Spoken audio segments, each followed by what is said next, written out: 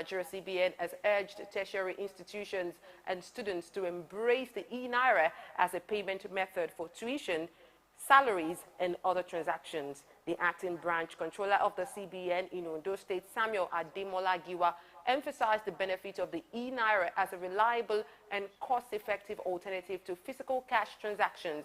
Giwa made these remarks during a sensitization drive at the Federal University of Technology, Akure Futa, to promote the adoption of the e-Naira wallet. He encouraged university and businesses operating within the campus to embrace the e-Naira for the collection of fees, levies, and revenues, highlighting the positive impact it can have on financial well-being and economic growth in Nigeria.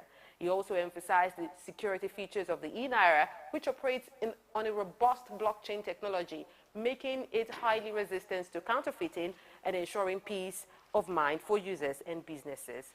Away from that, the Lagos chapter of the Nigerian Institution of Mechanical Engineers has urged the adoption of liquefied gas as a means to create a more sustainable environment in Nigeria. The plea was made by the former chairman of the Nigerian Society of Engineers, Akintayo Akintola. He disclosed this at a business luncheon held in Ikeja, Lagos, Nigeria. And according to him, the approach would put an end to gas flaring, reduce environmental pollution, and prevent the formation of acidic rain that damages roofs, adding that instead of wasting the gas through flaring, liquefying it would generate more revenue for the government. While speaking on the importance of liquefied petroleum gas, the chief executive officer of Fox JV Nigeria Limited, Anselm Olawoye, added that LPG is considered a non-renewable fossil fuel derived from the composition or decomposition of plants and animal remains over millions of years, and it could serve as an alternative choice for vehicles in Nigeria. And now to South Africa. South Africa's Electricity Minister, Kosientso Ramaphosa, has announced that the country may be approaching 24 hours without blackouts, although he did not provide a specific timeline. Minister Ramaphosa revealed this during a news conference that the upcoming warmer months, which marks the Southern Hemisphere's summer season, would help alleviate the demand for electricity. He expressed confidence that power generation would surpass demand at the current rate. In recent weeks, there has been a slight relief from the power cuts. The government implements load shedding in various stages, ranging from 1 to 8, with 8 being the most severe, resulting in over 10 hours of daily power cuts. But with generation catching up with demand, Mr. Ramaphosa stated that the country would transition from stage 6 to stage 3 within 6 weeks. However, concerns arise as South Africa enters its coldest months in July and August. There are fears that the higher heating demands during this period could surpass the availability of electricity to supply. Now, the Organization of Petroleum Exporting Country, OPEC, is gearing up to host the 8th OPEC International Seminar at the Imperial Hofburg Palace in Vienna, Austria on July 5 to 6, 2023.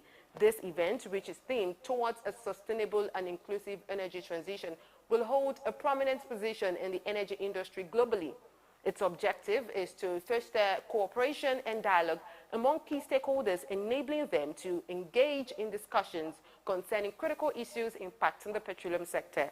The 8th OPEC International Seminar will place a special emphasis on various aspects of the energy transition, including energy security, technology advancements, environmental considerations, sustainable development, energy policies, and broader trends in the global economy.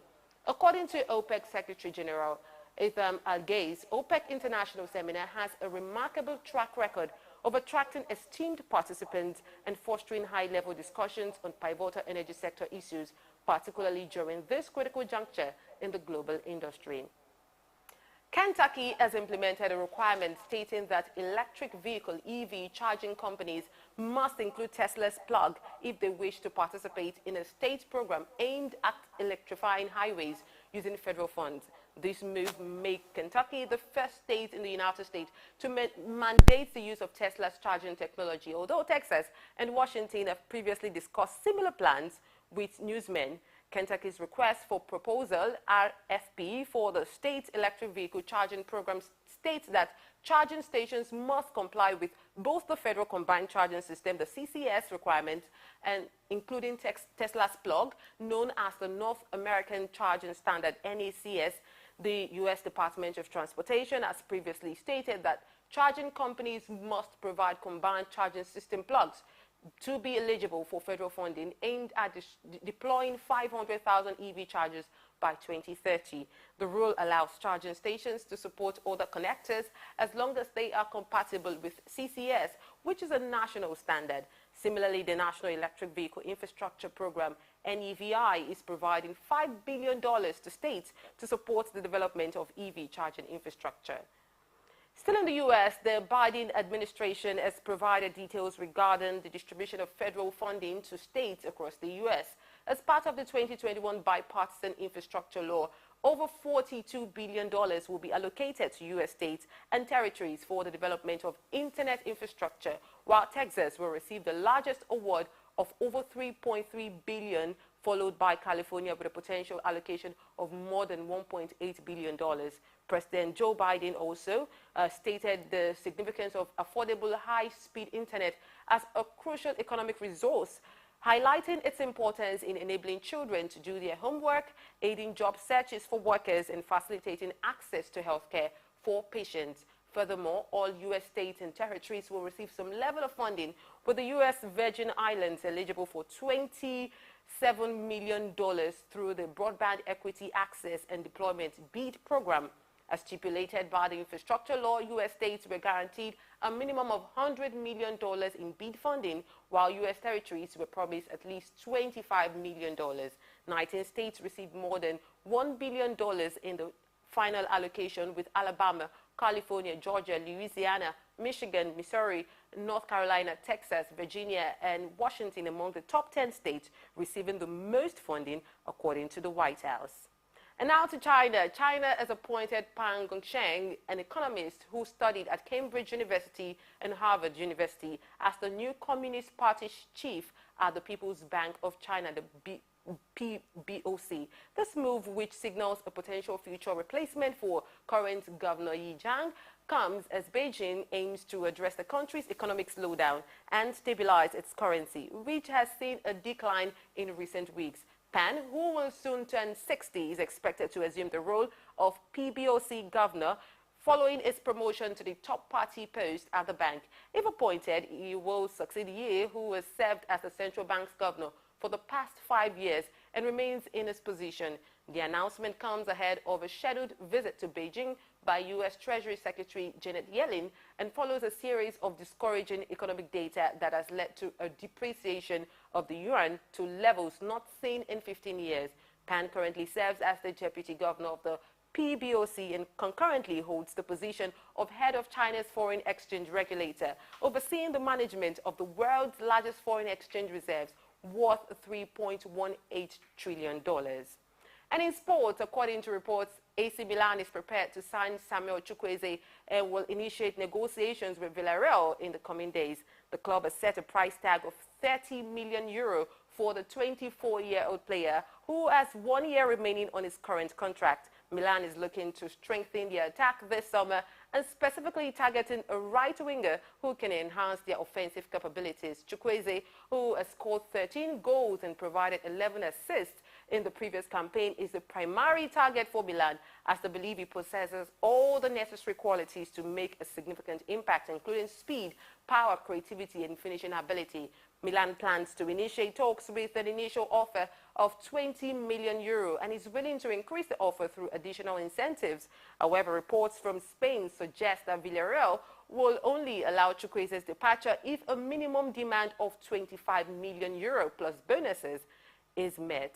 And that's the morning news update. Thank you very much for watching. I am Olaoluwa Awe. I will be back on social feeds for more. But before then, stay tuned to Early Exchange for more interesting news.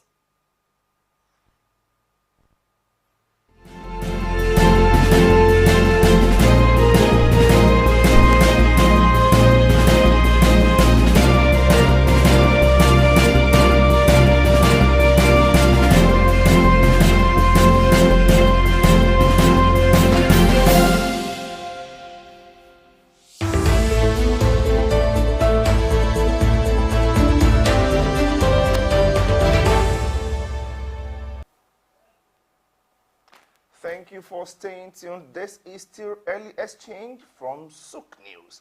Olaoluwawe, thank you for the news update there. And I think we have something cheery in the news today.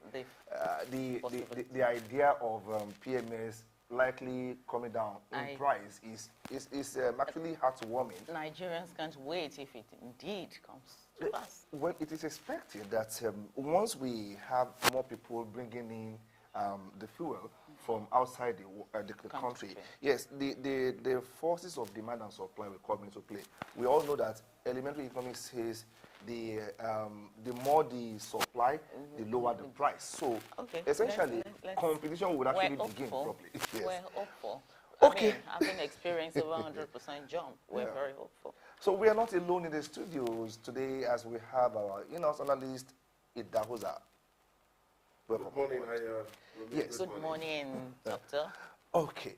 So let's start on that cheery note. I know that we once mentioned it in one of our one-on-one conversations that yes, when we threw the issue of petrol, if we allow the laws of demand and supply to take effect, at some point we will breach a particular side of relief. It seems your postulate is coming to pass. What do you think by this news? Well, it will be a good news. We're only hoping that we're able to sustain this tempo at which this new administration is running. Because what is critical is the fact that elementary economists, like you mentioned, have taught us that if you have a lot of demand and supply is few, of course, price, of course, will definitely go up. Now, if demand is low and supply is much, also, of course, it also affects the price. That's right. Yeah, but the joy really is not even the fact that a lot of people are going to be importing fuel. The real ultimate is that we are producing petrol at home. That we are producing petrol at home. What that will mean is that the cost of freight, which is currently about 17 naira, will further reduce the cost of petrol. So we're hopeful that the Dangote refinery will start producing. The modular refinery in Edo State will start producing. The one in Kaduna will be producing. And then, of course,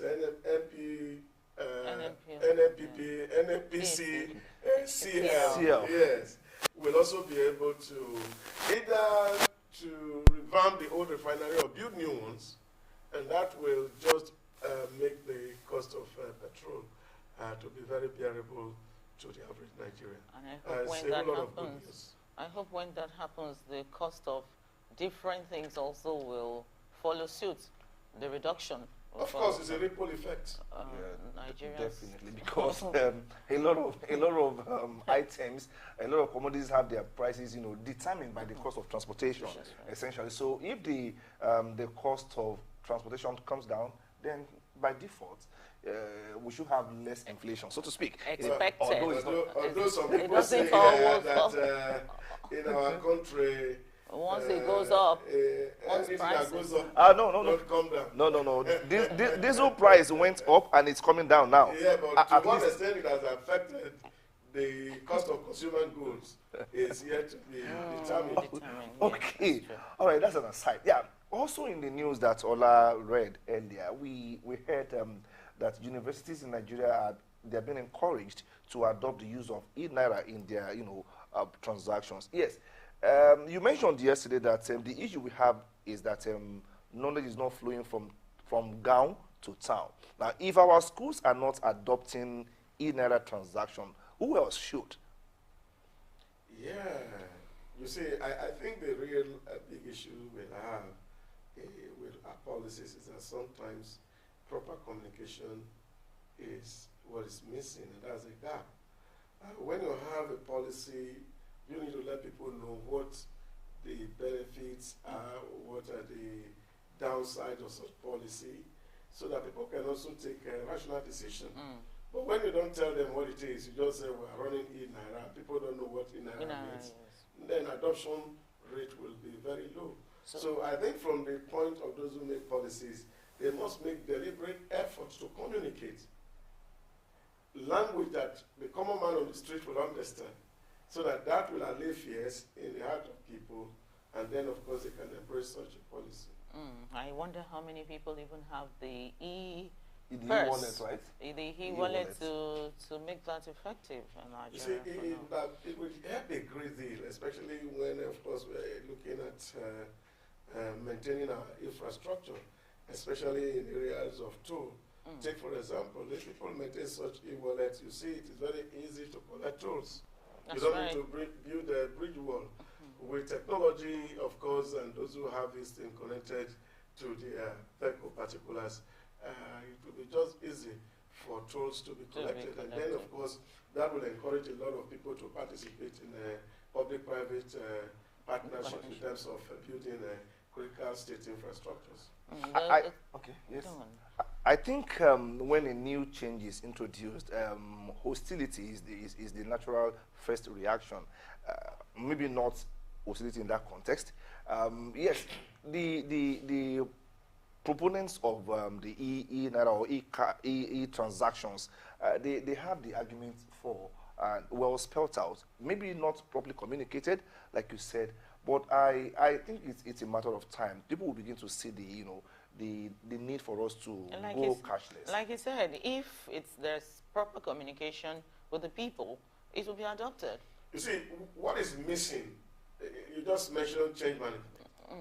Now, if you look at the theory propounded by Kubler-Ross in his book Death and Dying, you see there's a process that change passes through. Okay. You see, you are in a state of stability where you feel everything is okay. And then you may decide to unfreeze. In other words, you say, no, we are not satisfied with what's happening, we want to change it. Now, when you change, people are immobilized. So that's a shock that happened to people. Now, somebody needs to speak to those shocks. Now, after some shock, you see, people start to deny as if it's not true. That's the denial stage. The denial, look at this thing can work. Okay. And all of a sudden they are saying it's working. It's working. Now somebody should speak to those deniers. Then they become angry. This is where to see resistance is actually coming. And then, if they are angry, then somebody should be able to tell them, look, don't be angry. This is for your good. This pain is going to last this number of months.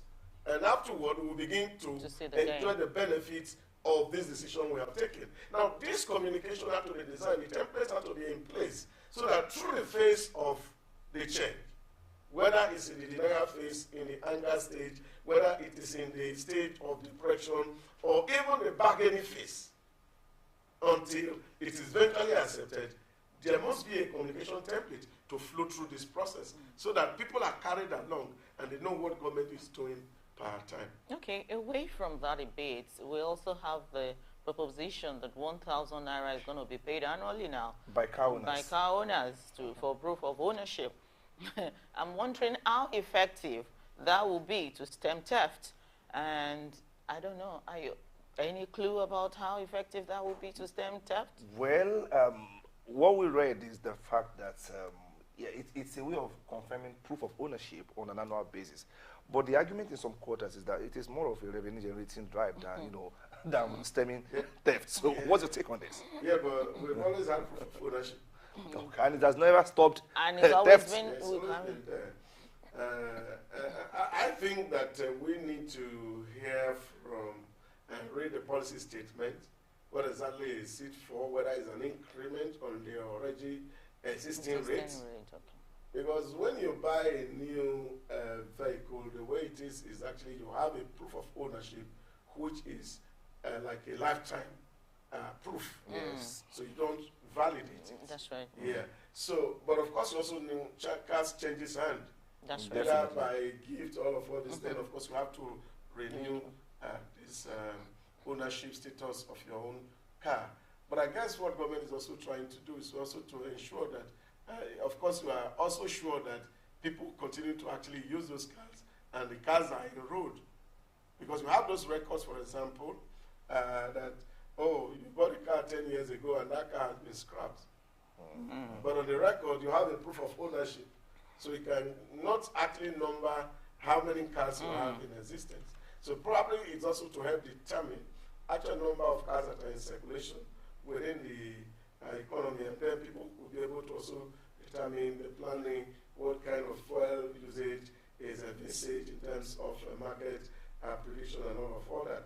But we don't know what the details have until we see the full detail. Well, I think I know for sure that at least it will bring about constant engagement of car owners with government authorities, at least on a yearly basis. So we have an idea of, okay, you are still using the car. Yeah, but really, the whole idea is it's not just the proof of ownership.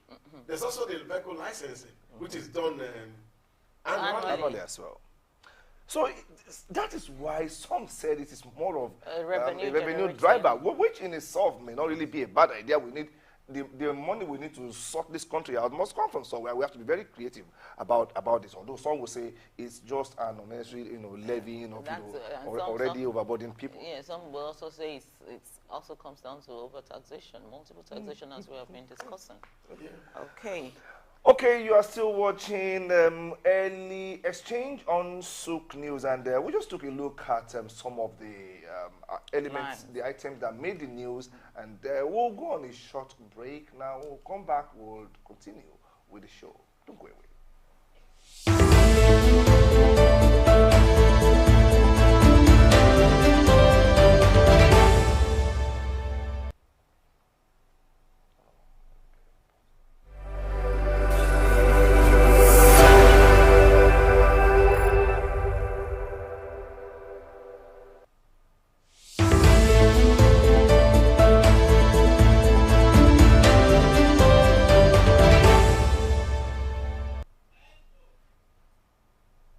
Welcome back. One of the issues on the front burner today is examining President Tinubu's 30 days, first 30 days in office. And we just want to see how has the new administration fared in the last 30 days. How would you, if we're to give a scorecard, how would we rate it? Well, general consensus across even party line suggested that it has been a very good start. The last 30 days have been quite eventful in the life of the new administration. And like many people have said, of course, it seems that we are heading on the right direction. Okay. Now we have the first subsidy hitting the ground immediately. We have change of baton of the service chiefs and a lot like that. How healthy are these together for the economy? Well, how healthy for the economy is a very big question to answer, looking at the kind of consequences that comes with some of all those decisions. Don't forget that, like in the military, for example, where you have hierarchy of command, that once you retire somebody or you appoint somebody who's a younger officer, those who are above him naturally will go on retirement. And what that means is that government will need to grapple with issues of subsidy payments. I'm calling it subsidy payment or gratuity payment for the retired generals, which of course will go a whole lot of money. That's just on one hand. But also you're also losing a whole lot of expertise within our rank of people that are going on the service, which of course may not be at the bottom rung of the ladder because of the training and exposure that these officers had gone over time. So there's a whole lot to lose. But like we said, the only thing that is constant is change. That's right. And this is always inevitable. As new government comes, of course, you have to also put men in place that you can trust to deliver on your mandate. Okay, the Tinubu's administration has been described as one that hits the ground running. Within the first 30 days, he actually, made a lot of bold and fearless moves, like some people describe it, like the removal of fuel subsidy, the inauguration of the Economic Council, removal of CBN governor, and so on and so forth. Now, let's take a look at each of these, one after the other. I mean, so we can do a proper appraisal. I've heard your general overview of what he has done, I mean, of his performance so far. Let's look at the FX market that has been, unified, where we don't, there's not like parallel market and regular market. We have the same rate across board, at least in theory, as at today. Now, Not in theory, it's in yes, practice. it's in practice. Okay. Now, people say the naira is on a free fall. Would there be a stop to this? Well, just to talk about the hitting the ground running, that's also very fundamental, because we cannot actually be talking about what he's doing right now without taking a little dive into history to see what Tinubu has done in the past. Okay. Now, what many people really do not realize that the build up to this election, that Tinubu was one of the aspirants who was actually prepared for leadership. And this has been since he left office in 2007. That every year, Tinubu puts together a colloquium of those who matter in the industry, talking about issues that address critical and fundamental aspects of our economy. Okay. They have his event on his birthday annually. And every event comes with a blueprint on how the economy should be run and managed, both from the public and from the private sectors. So he brings together cream like the cream of society, and they gather around and they discuss basic issues. So he had a working document even before the election. Okay. Absolutely. And this is what people should understand.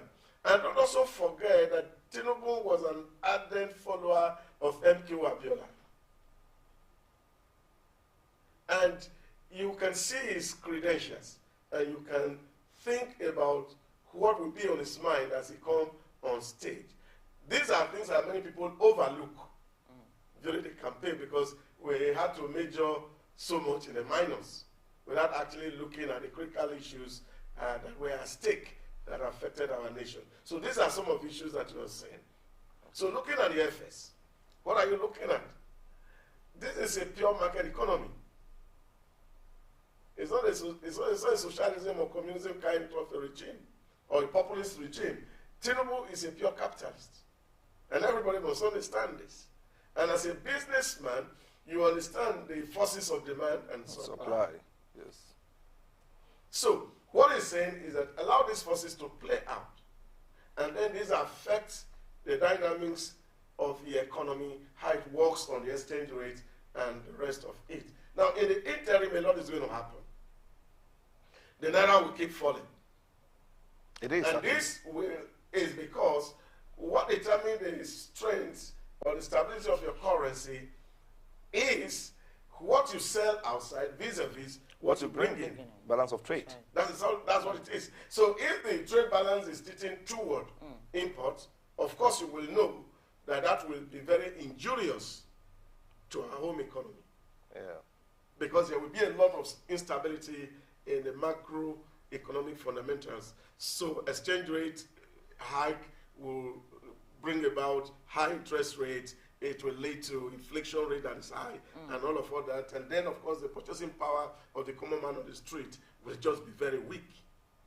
But what are the opportunities that this portends for us as a people is for us to begin to look inward and see how do we consume more of the things we produce. Now, few things are going to help in this direction. Okay. Number one, we pray that the Dangote refinery starts in good time, so that all these effects that we're buying to import fuel will cease. Okay. That will reduce the pressure on the naira. And also, with the reform going on in the school, ASU gaining full autonomy to run the universities, Yes. we're also hoping that our curriculums will be redesigned, and we're going to see more efficiency in the running of the university system in Nigeria, so that many of our children are no longer shipped abroad. Really shit, bro. brain drain. Yes, of course, the migration, the academic migration in Nigeria is massive. It is. A whole lot of Nigerians are moving out every day to go and acquire education. And of course, that also put pressure on the foreign exchange. So if we are sure that the calendar of this university system is going to be stable over time, then of course, the money we also will be spending shipping our children abroad to go and do education also can be saved. Okay. So, We're also expecting that with the subsidy removal and of course a whole lot of gains made, investment also going into our health sector. So that the health tourism also, that is also taking a chunk of our foreign exchange, can also reduce. Now when all this is happening at the same time, and we're encouraging our people to produce what they will eat and eat what they produce, Yeah. then of course we are in for a good time. Okay, now many people, President Tinubu promised us that his government is going to run a transparent administration. Now, Serap is now asking, okay, you have talked about fuel subsidy. Okay, we have saved almost 400 billion on that. Let us know, have you spent it or what are you going to spend it on? Do you think this question, is it time, does it even arise at this time? I mean, isn't it too early? Well, I think, you see, a lot of us want just to gain public attention in the way we make our presentation and argument. Now, when they say we have saved some money, it's not saying that there are some cash that is elsewhere. What it really means is that what we would have borrowed in the last 12 months to import fuel, we have not spent it. In other words, we have not borrowed. So it's not that the fiscal cash is saved and is kept somewhere. I think people should understand how economy runs. okay. This entire budget of 2023, we were told from inception that 70% of it is going to come through loan. Yes. That's what it is. So, in the last 1 month, it's the first time, of course, NNPC is going to import fuel. And like we heard in the news yesterday, that their first batch of fuel will be arriving next week. So we have not even done swap. So these are the things that should be agitating our mind, that we're not wasting our hard-earned resource on fuel importation. So which means in the last 1 month, all the crude that had been produced and shipped, we are going to get value for it. And this goes straight to the consolidated revenue account. Now, we run a budget system. You can't spend this money until next year. Or even though you've made Even a though gain. it's there, even though the fiscal cash is there, you have to be budgeted. We seem to be impatient anyway. So the budgetary system is just ongoing. Oh, my How will somebody be asking to give account for money that has not been budgeted? Oh, God. So it's mark of ignorance.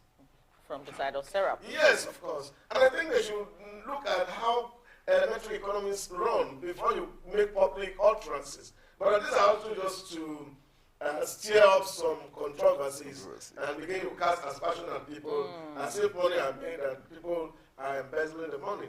They have understanding that there is the FOI, the Freedom of Information Act. Yes. If they want to know, they can apply to the appropriate agencies and say, this is what we want from government, and the law empower them to get it. So they don't have to go to the pages of newspaper to go and be asking and say you want to show transparency. Okay, so let's look at this other aspect of his administration. It is said in politics that there is no permanent friend, no permanent enemy, only a permanent friend. Interest. Interest, rather. Okay, So so the thing is this. Yes, he went to polls with other parties. He contested against them. Now, how much of reaching out has he done to the opposing camp since he As became the promised. president? Because we need even those in the other camps for national cohesion and growth. So what has he done in this situation? How well has he done that, promoting cohesion, even with those on the other side of the camp? You see, one of the big problems we have as a country is that we are ignorant about so many things, even includes how politics work. You see, APC is a political party. That's right. Just as other are also political parties. And what's happening at the moment, he should be consolidating within his party, having won, to close the gaps and heal the wounds that are happening in his own party. Inter-party politics. Yes, that's what he should be concerned about, not about what's happening in PDP or what's happening in other party. Because it's not party that is germane that's going to win the election, coming election cycle. See, the argument here is that you have contested election and you want to run Nigeria.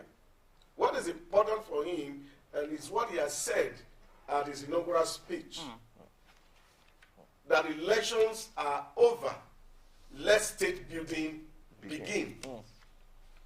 And that's very critical. So let's drop all the hatred, all the distractions that came with the campaign season. And let's be looking at issues that will help government. In advanced climb, what opposition should be doing is forming shadow governments to extrail and analyze what government is doing so that they themselves can be strategizing for the next election cycle. That's what is important. But I think in terms of intra-party unity, he has done a whole lot. Last week, the whole newspaper were awash with a report of Tinubu Ambode and his Sanwo-Olu. past governor coming together and actually having some good time together. Yes. That also shows that some healing is happening within his party circle. And I think also reaching out to some of his party men that has also moved out. Take, for example, Magnus Abe in Rivers State. He has been having consistent meeting with him. And of course, don't forget that Tinubu also has been reaching out to the G5, who were also very instrumental to the winning of the election. He has had meetings severally with Kwankwaso in Kano to see how to drop the fightings so that state building can actually commence in there. So I think he's doing his best. But I think what is critical to him is delivering on the mandate, which of course was given to him, uniting Nigeria, fighting security, and guarantee economic prosperity. Food security is also very important. What are the policies that the government has put in place now, since we have seen that it's a working precedent? Okay, have we seen any notable policy on agriculture and how to develop our food security in Nigeria? Well, I think it's still very early to begin to rate President on what he has done in terms of policy. Don't forget that he only just have appointed his personal aides. Okay. The ministers have not been cleared yet. Portfolio has not been assigned. We're actually going to be in charge of this ministry. We should give him some benefit of time to work out things because a whole lot of fresh ideas are going to come. He has been thinking from the outside. Yes, he had a document, but we're all thinking from the outside because he has not seen the book. They are just seeing the book for the first time. So they need to study the extant laws, the rules, the regulations that are in place, the old policy, how it's working, and then, of course, look at what we need to be tweaked, what needs to change. But service chiefs have been changed. Yeah, but that is routine. A lot of things have, things have changed. Yes, some things can change. There are some things that can change immediately. Okay. He had had conversations with the service chiefs, and as a matter of fact, they were actually overdue for change. All right. Yes. They were all overdue for change. Take, for example, in short, the IG had actually retired before the inauguration. So why keep a man who's retired in the office? So these were legal issues that, of course, one needed to confront as he come into the office. But you see, talking about agricultural policy, he said he's going to create hubs. Yeah, he said so. Where, of course, we're going to have domesticated different products along their value chain in certain places. Those have to be mapped out. Don't forget also the fact that he can't do this alone. he had to also meet with state governors who actually are the owner of the land where these things had to happen. Absolutely. And then they have to agree. So all these meetings are ongoing, and I know with time, a lot of things will get into place. We really should start to appraise President Bola Ahmed Tinubu from December, Okay. when his budget would have been settled. Okay, but- so if it is too late, I mean, too early for us to, appraise him on the agricultural standpoint, okay, not on the diplomatic front, because he has actually been reaching out. What would you say about his diplomatic engagement since assumption of office? I mean, he's been reaching out because he needs help from outside as well. Well, he's reaching out. He's reaching out to his friends, talking to people he knows before, also trying to create credibility in the system that a lot of things are going to change. And I think these are the first steps he are taking, especially in the area of liberalizing the macroeconomic space in the country, so that allow market forces to determine what's going to happen. Because this is what investors want to hear. This is what they want to know, that things are going to be stable. Stable, yeah. That, of course, they bring in investment. There will be opportunity to also take what accrued to them back to their hometown, which was a major problem in the last regime. A lot of people did business in Nigeria, the airline industries, especially foreign airline, ensured at a point the UAE's major airline had to stop flight to Nigeria because they could not repatriate their profits. That's what doing business in here. That's So that was a big problem. So what will be the goal of coming to do a business and environment, and then you can't take your money out? So that's difficult. But now that has been settled, that creates a lot of confidence in the hearts of investors. And I hope a lot of people will want to do business with Nigeria. Even many of Nigerians who are in diaspora are also itching to come back home. Yes. And they're also willing to see that, look, if I'm bringing in my dollar into the country, I don't want a fixed rate, I want a floating exchange rate. Yes, yes, yes. And then, of course, he also has appealed to the heart of those Nigerian diaspora who will be willing to bring in their hard-earned currency to do business in Nigeria. So it also makes a lot of sense. So we're seeing a whole lot of stability happening, a lot of confidence in the economy, and we see how this build up into the next budget. Will it also be too early to adjudge his policy or his move or his drive on social inclusion and perceived issues of marginalization in Nigeria? Will it be too early? Well, you see, again, talking about issues in inclusion, and I think it's just natural thing to happen. And that actually has been happening. It's just that sometimes we overplay or overstate some certain things the way they are. There are extant laws that govern Nigeria that actually guarantee this inclusion. That's right. There are certain protocols that Nigeria are signatory to, global and international protocols that guarantee these inclusions, and they are all there. And so, even from the appointment he has made so far, I think it has justified that spread. In the military, all the geopolitical regions are almost all represented. So, you see that spread. Maybe what we post now, oh, we don't have a woman general yet. Maybe that time will come, we'll have a woman IG. But that can happen. But I think in terms of inclusion, it's a strong pillar in terms of sustainability discourse globally. Because when you talk about sustainability, what actually comes to play, they call it the 3 Ps, which are the 3 pillars of sustainability, which is people, planet, and profit. These 3 are very critical. Now, in terms of people, you're looking at those who are vulnerable. How are they included? Those who are physically challenged. Women who have no access. So, all these are the talks about inclusion. Access to credit, which of course the president has been singing. Because a lot of people have no access to credit. And so they are also excluded from the financial space. Now he is saying that if you can grant access to credit and people can take credit, you will see that corruption go down, for example. People will have confidence. Many people will be able to do investment. And then, of course, we will have shared prosperity. Okay, in all of this, communication plays a key role. Yes. And people are saying, well, maybe it is too early to judge him, but in the last 1 month, how well has the organ of communication at the presidency functioned in carrying people along? He made that pronouncement of fuel subsidy on his first day in office. People said he could have done a bit of communication before making that pronouncement, that he didn't, factor in the fact that people needed to be carried along. How well is the organ of communication functioning at the presidency at this level?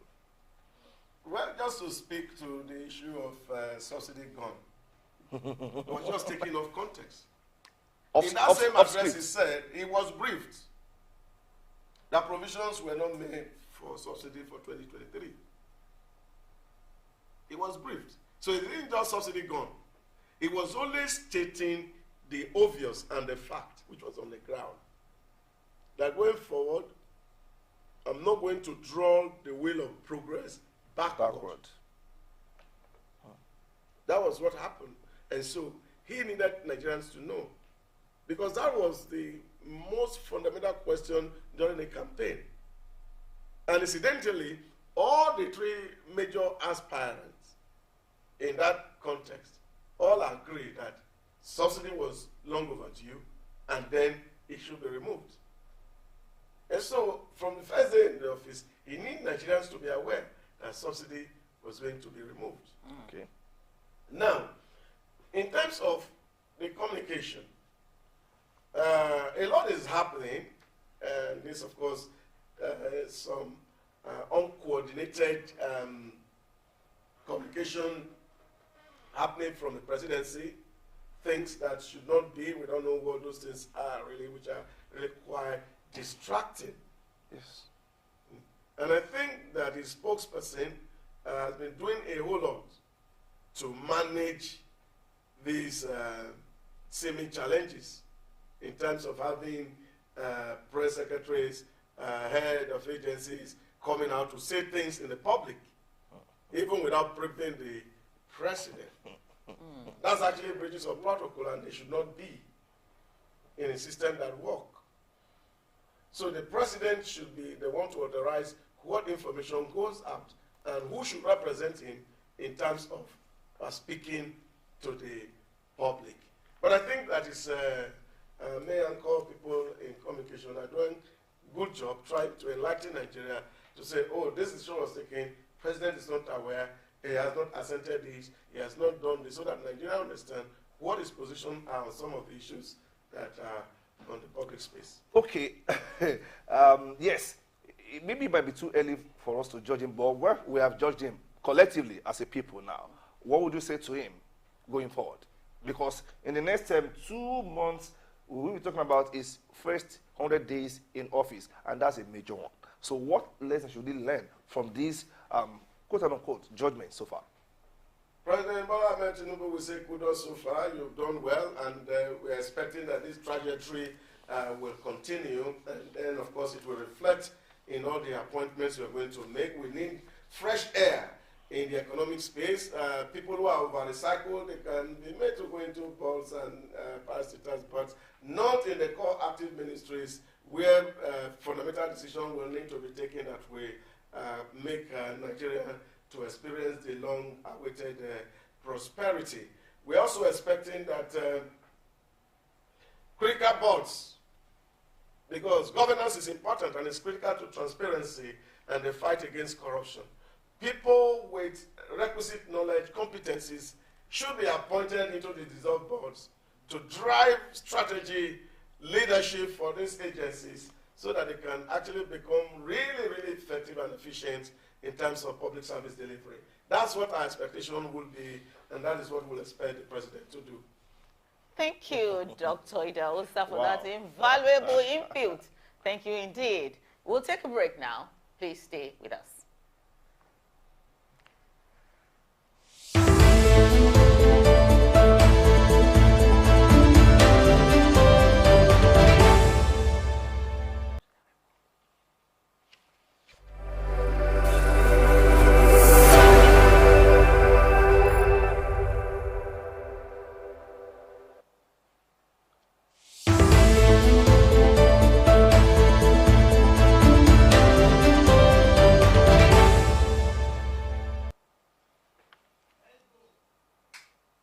Welcome back. This is still early exchange on Souk News. Okay, a lot happened in the markets while some of us were sleeping. Markets were open in some parts of the world. It's a global village.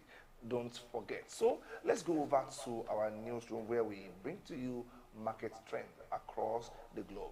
All right, don't go away.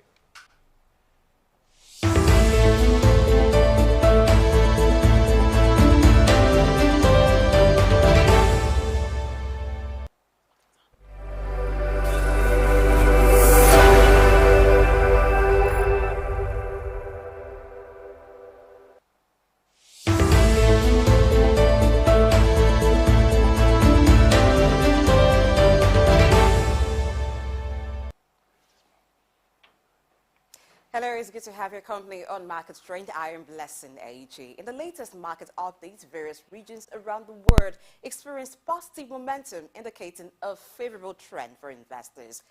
Now, here are the highlights. In the UK, the FTSE 100 index, which represents the top 100 companies in the UK, is currently at 7,527.26 points. It went down a bit by 4.27 points, which is a small decline of 0.06% from its previous value. Moving now to Germany, where the DAX index, which tracks the performance of the top 30 companies in the country, closed at 16,000.8104%, representing a decline of 0.41%. In France, we have the CAC 40 index, which reflects the performance of the 40 largest companies in the country, closed trade at 7,386.70 points, experiencing a decline of 13.36 points, which is a decrease of 0.18%. Let's take a look at Italy. The FTSE MIB index represents the top companies in the country and is currently at 28,446.90 points. It had a good increase of 216.07 points at the end of Monday's trade session. Let's move now to Spain, where we have the IBEX 35 index, which tracks the performance of the 35 most liquid Spanish stocks. It is currently at 9,644.80 points. It went up by 51.80 points, representing an increase of 0.54%. Finally, we have the Stocks Europe 600 index, which includes 600 large European companies. It is currently at 460.98 points. It had a small decrease of 0.95 points, which is a decline of 0.21%.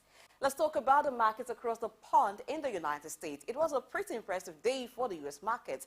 The Dow Jones Industrial Average, DJIA, represents a group of 30 big companies in the U.S., ended the trading session with 34,418.47 points, gaining 10.87 points, an increase of 0.03% from its previous value.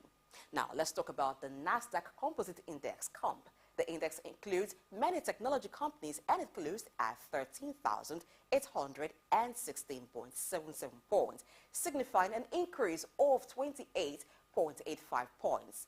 Moving on to the S&P 500 index, SPX, which indicates the performance of 500 large U.S. companies. At the moment, it's at 4,455.59 points, with a modest increase of 5.21 points, indicating a rise of 0.12%. Next up is the Russell 2000 Index, RUT, which focuses on smaller U.S. companies. It is currently at 1,896.78 points. It went up by 8.05 points, showing an increase of 0.43%. And lastly, we have the U.S. 10-year Treasury note, which is used to measure interest rates. Currently, it stands at 3.858%. It had a small increase of 0.015%. Overall, these numbers indicate that the stock market and interest rates have mostly experienced minor changes. Some indexes and interest rates went up slightly, suggesting a slight positive trend. Let's shift our focus to the Asian markets. We have some interesting developments there as well. The Asian Dow Index in USD is currently at 592.71 points. It had a good jump of 66.46 points, which means it rose by 1.88% from its previous value. Let's turn now to Japan's Nikkei 225 index. It is currently at 33,753.33 points and had a noticeable increase of 564.29 points, showing a rise of 1.70%. Moving on to Hong Kong's Hang Seng Index, it is currently at 19,306.59 points. It experienced a significant increase of 390.16 points, indicating a rise of 2.06%. Turning our attention to China's Shanghai Composite Index, it is at 3,243.98 points. It had a decent increase of 41.91 points, representing a rise of 1.31%. In India, we have the S&P BSE Sensex Index, which is currently at 65,205.05 points. It went up by 486.49 points, showing an increase of 0.75%. And then in Singapore, we have the FTSE Straits Times Index currently at 3,207.10 points. It had a very small increase of 1.19 points, reflecting a rise of 0.04%. In conclusion, when we look at the global markets, there seems to be an optimistic outlook with widespread growth across different regions. It is certainly an encouraging sign for investors who are seeking favorable opportunities in these positive market conditions. And now going to Africa, in a significant development on Monday, July 3rd, 2023, the Nairobi stock market concluded its trading session with an impressive performance. The all-share index soared to 107.79, showcasing the market's overall strength and stability, trading a substantial volume of 7.3 million shares. The total value of this trade amounted to a remarkable 155.54 Kenyan shillings, reflecting the growing confidence in the markets. The Zimbabwe stock market witnessed another impressive figure across the board. The all-share index soared to a very great 168,491.91, demonstrating the market's bullish trend and investor enthusiasm. Market participants actively traded a substantial volume of 5.6 million shares, which translated into a significant value of 591 million Zimbabwean dollars. This noteworthy performance underscores the resilience and potential of the Zimbabwean stock markets. In an exciting development, the Malawian stock market closed its trading session on a positive note. The all-share index reached an impressive level of 108,888.51, signifying the market's growth and resilience.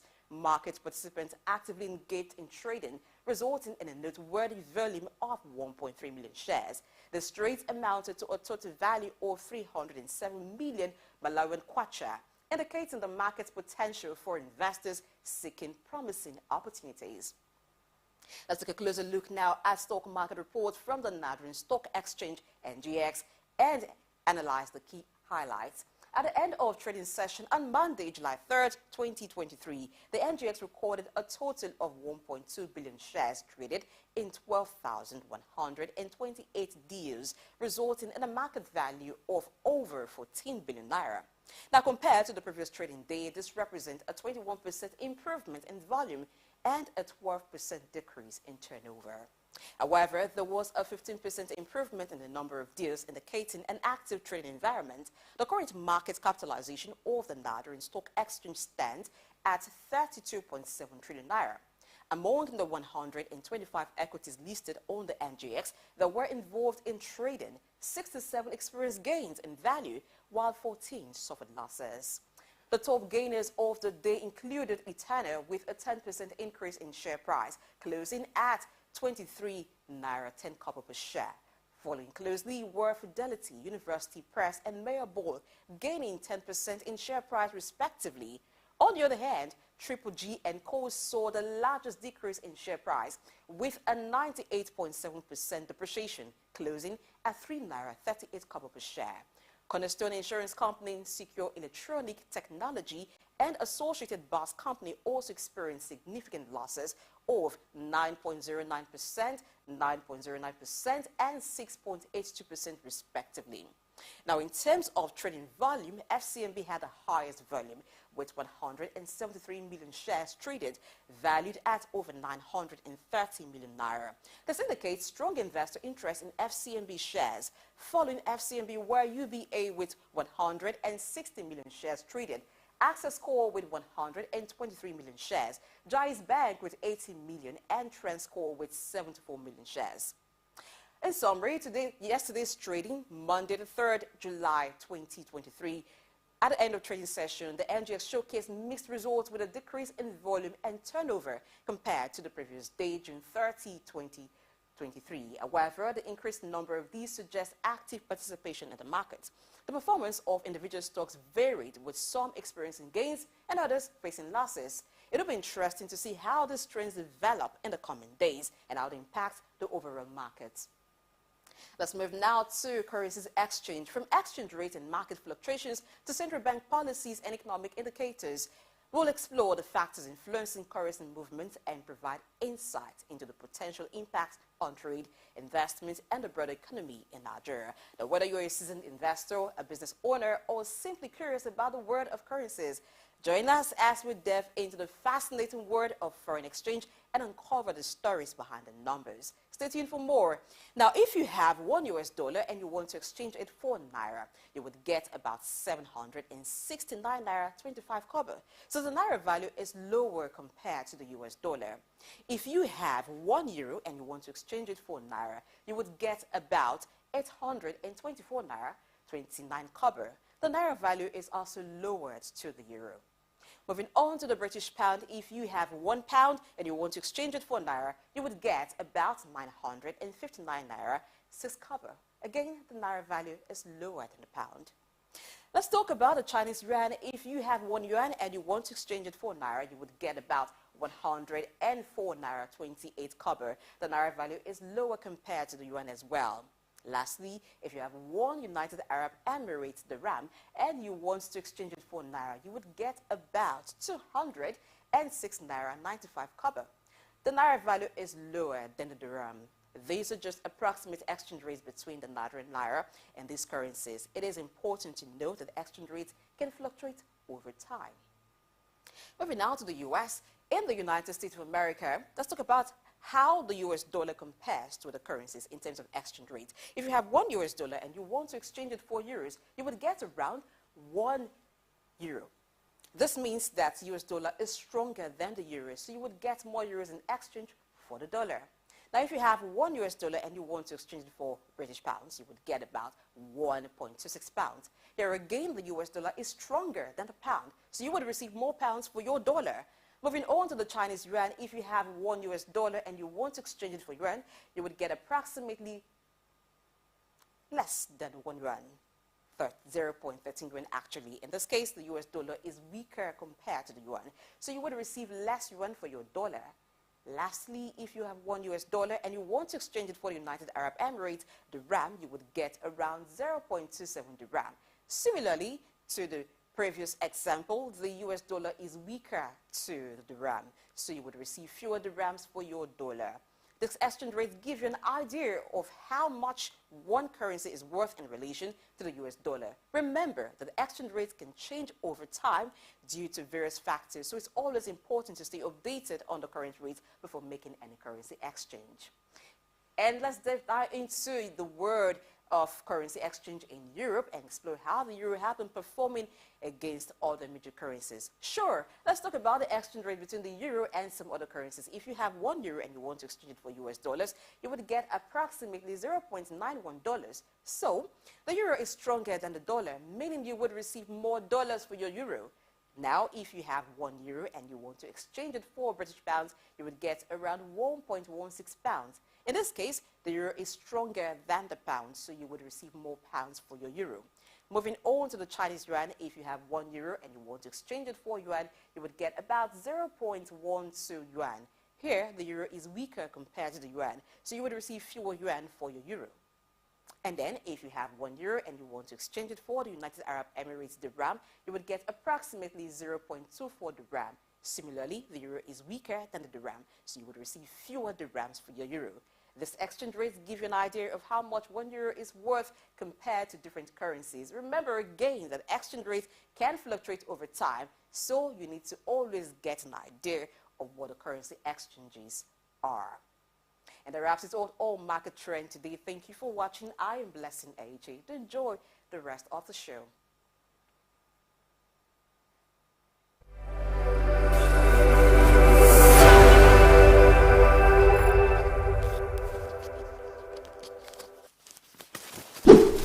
If you're among those forwarding messages on social media, this video is for you. Forwarding manager, I see you. You would always send me that message for WhatsApp.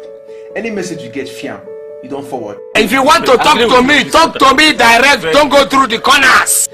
There are chances that message you're forwarding might be spreading panic, fear, or even spreading fake news to the next person you're forwarding it to. Now, if such messages come with a website or where to fill in personal details, my dear, those are fraudulent websites. So next time, think twice before forwarding the next message you're forwarding. Well, you shall understand which side they talk. So next time, think twice before forwarding the forwarded message or forwarded to you, before forwarding to the next person. Be informed and be safe.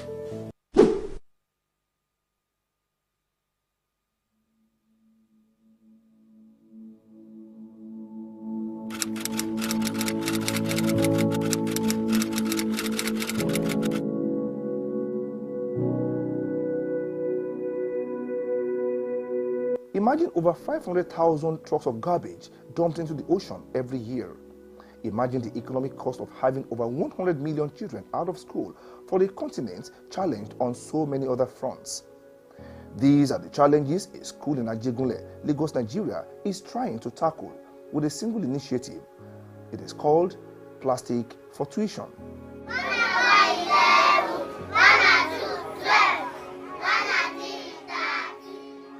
At first, I thought I was entering some kind of store or a viewing center that we see around. But in here, destinies are being shaped. Lives are being modeled here. The future of our tomorrow that we talk about is being raised here. This is a school, Moritz International School. This is a school where children pay for tuition with plastic bottles. Patrick Mbamara is the man at the center of it all. It was born out of parents not being able to pay or meet up their school fees payment. With my recycling background, I introduced to the parents of the school that they can actually bring recyclables like plastic bottles, cartons, cans, aluminum cans, and any other recyclables that we can help them sell to the school for their school fees, which we did call the PTA meeting, and they agreed on what we discussed. Since then, it has been success all the way. What started as a mission to rescue out-of-school children from the streets has become a mission to rescue our planet from man-made destruction. We need to learn how to recycle. We need to learn how to reuse things. We need to learn how to... Mother Earth is not happy. We are killing Mother Earth, and it is whatever we give Mother Earth is giving us back in the same fold, if not more. So if we treat Mother Earth well, Mother Earth will treat us well. The United Nations has been in the vanguard of the push for a safer planet, even as governments at all levels in Nigeria lend critical support. Honorable Fatai Ayola is the chairman of Ajeromi Ifelodun local government, the host community for Moritz International School. I am aware of what is happening, right behind this council in that school, and there are also a couple of places like that things like these are also happening. It's a way of responding to our environmental challenges by taking these things off our drainages, so that we can have a cleaner environment. And the import of what you have seen is also to have meaningful impact on our less privileged community. And, you know, over time, we dedicate much of our resources on rebuilding our infrastructure in terms of, you know, our primary schools, so that we can have, you know, a very friendly environment for these children to be able to learn and assimilate and, you know, be at par with some of their, you know, assemblies or mates anywhere in Africa. Help is coming the way of the school, and the host local government assures of providing a better location. We can do something, because we have a 4-point agenda, and education is number one on our list. With what it's doing, we will not allow that to go down the drain. Experts say a pollution-free environment is possible if more businesses and organizations get more conscious of not just how plastics are used, but how they are disposed. In Ajegunle, Lagos, Nigeria, Ayo Jimmy, Sook News.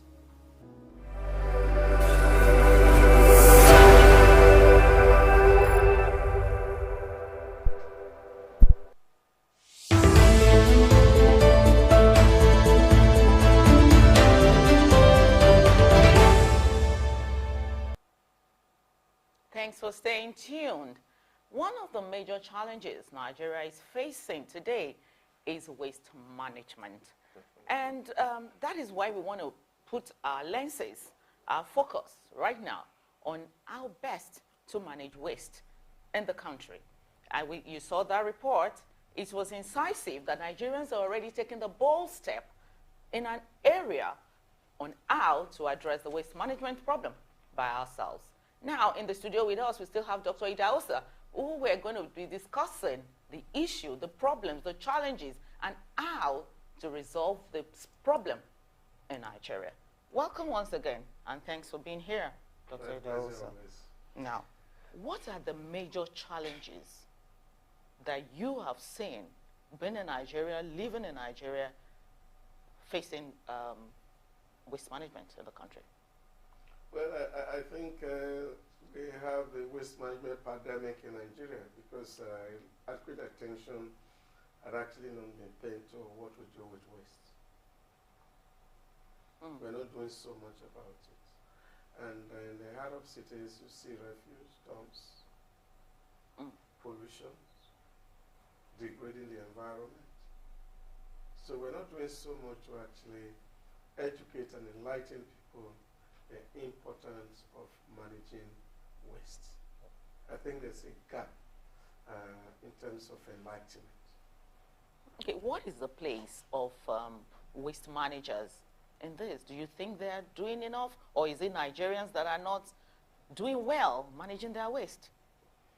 Well, I think the challenge is real with us as a people, because if you travel and you go around, you see a lot of people they are able to perfect how to actually sort waste. Sometimes ago we try to implement that in the system so that you get to homes, people can segregate their waste, put recyclable plastics into different container bottles, into separate containers, so that you can actually take them out differently. But that's not currently being done. So we put all of them together in the same basket, bottle, plastic, paper, and all other wastes, and then we just lump them and dump them on a site, and then become real and eyesore to the city. Okay, people say that our environment is endangered. The planet is endangered if we don't, take care of this problem of waste, waste management. Somebody likened it to this analogy that if you are being chased by a lion, but what you think you see behind you is a cat, then you are really done for. Could you please, just for the sake of people watching, give us the true picture of the dangers we face with improper waste management? Some weeks ago, I was in one community in Apapa area talking about Operation Cleanup. Okay. And of course, because it was a coastal area, I needed to let them understand the implication of having to pollute the water environment with waste, because a whole lot is happening. Number one, we are endangering the sea life with those plastic, for example, around those borders. Number two, there's a whole lot of economy around waste management. We generate a lot of plastic, for example, which is real, about 80% of the waste that's actually generated. And of course, because they are not degradable quickly, it takes between 20 to 600 years for a plastic to decay, depending on the type of plastic. And then that constitutes a problem to the soil in terms of fertility, ability to grow crops. Of course, the water life, I said, is endangered. And then, of course, also contributing to the greenhouse gases and emission, which is the biggest problem that's affecting the ozone layer, as we've been told by scientists. So these are the whole lot of issues that we have to educate people on what they call the waste hierarchy. Okay. If it is possible, avoid it. If you cannot avoid, reuse. If you cannot reuse, recycle. Now, disposal is the least preferred option in terms of waste management. And this is what we do most of the time. Yeah. And then we have dump site. I was passing through Alausa yesterday, and I was saying to my friend, this is the capital city of Lagos, for God's sake. The stench in that environment, I don't know how people in that neighborhood live. And I was just imagining in my mind the health hazard that portend for people who live in Ikosi area, people who live in Alausa area, people who live in Oregon area, and around Ojota. That is a whole lot of danger that is being done to people's health because they are perceiving these things and it's destroying their health and organ system. So this is, for me, a real critical issue that we need to address as a people. Educate our families on what to do with waste. And then I think we also need more waste managers outside government. People who also know to do with waste. Private waste managers. Yes, people need to invest in that sector, really converting this waste to wealth. Because there's a whole lot that can be done in that regard. How do you think our government, because this is, it's becoming a very terrible problem for us in Nigeria, okay? How do you think Nigerian government can, but we are in Lagos State, even by the roadside, under the bridges, on waters, you see waste everywhere. How do you think Nigerian government can mitigate? Yeah, but I think that culture had to be infused into our children right from the school. People should be taught what to do with waste. You see a man driving on the road and he has finished drinking a bottle of water, he throws it off the window of the car. Yes, it has happened. See, these are all levels of indiscipline in society. Because we really don't know what it's doing to the environment. There was a time we had war against indiscipline in this country. Oh yes, that was during Buhari regime in 1984. When it comes to our waste management, can't we bring such back?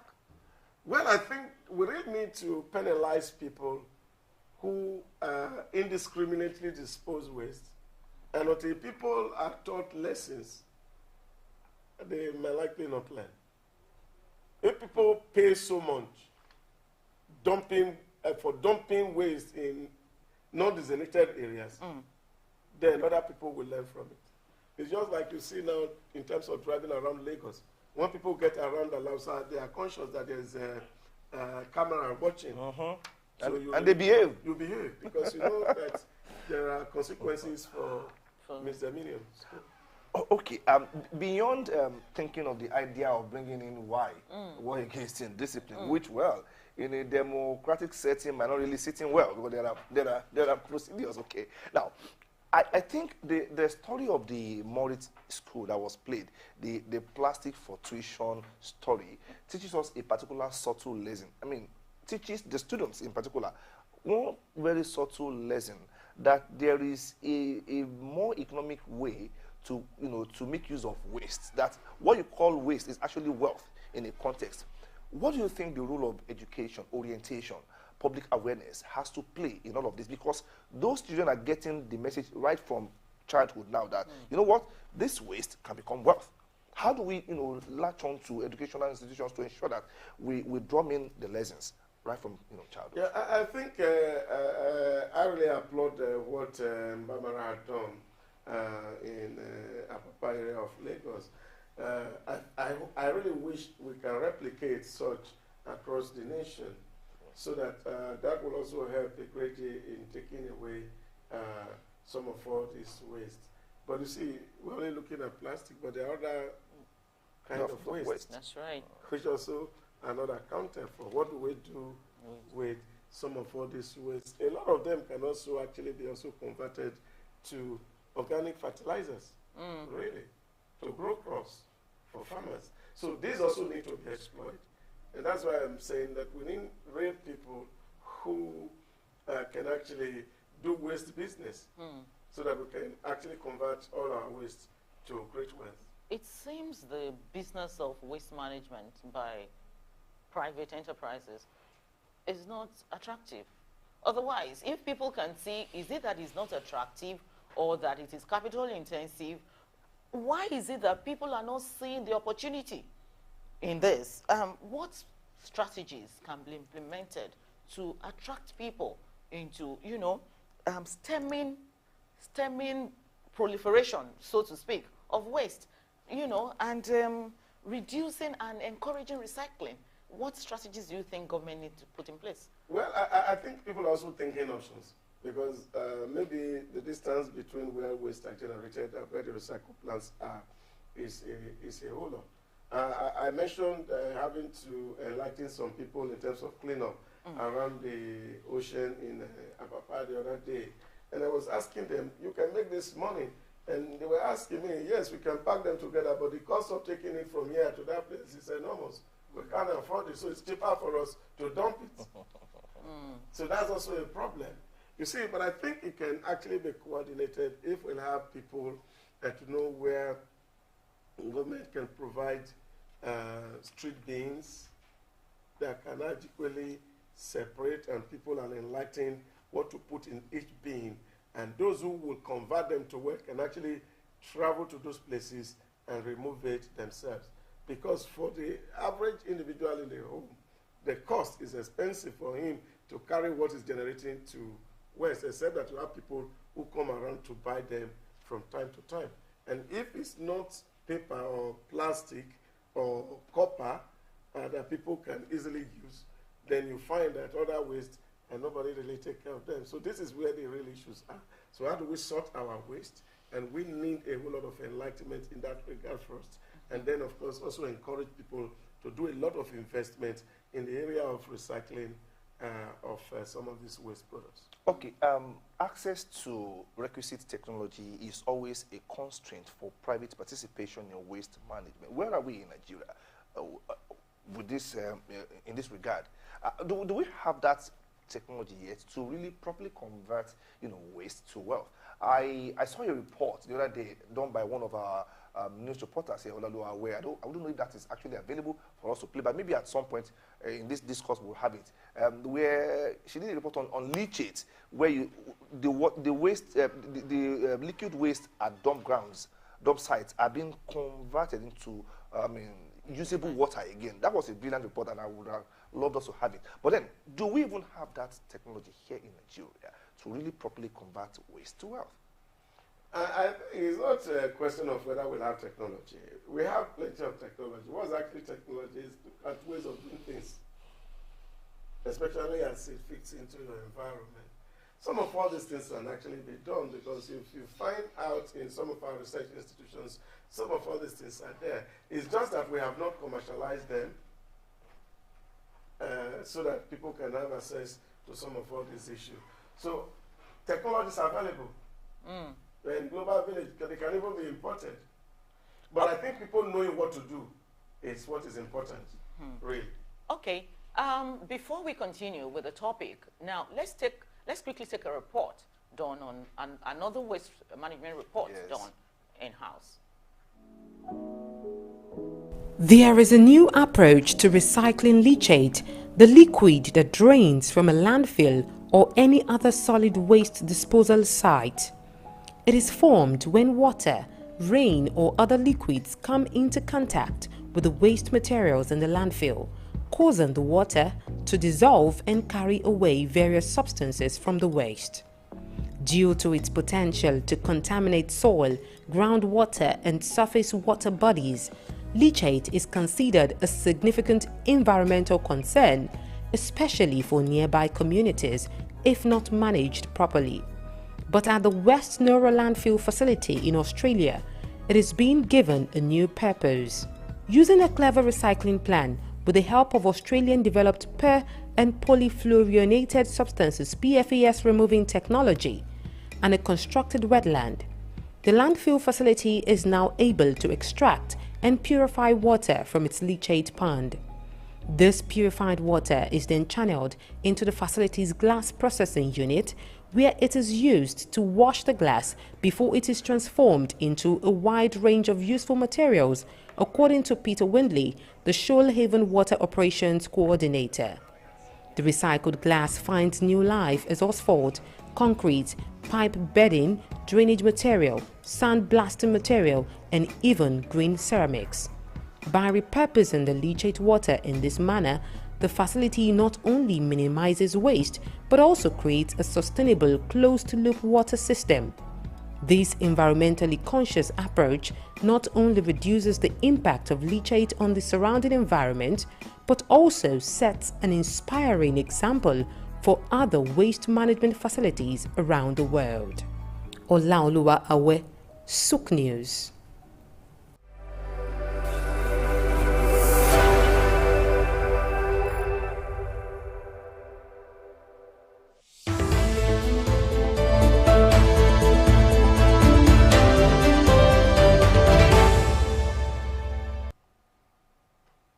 Welcome back to Early Exchange on Sook News, and we are still talking about waste management and its myriads of problems, challenges, and of course opportunities. Now, Idahosa, this is it for me.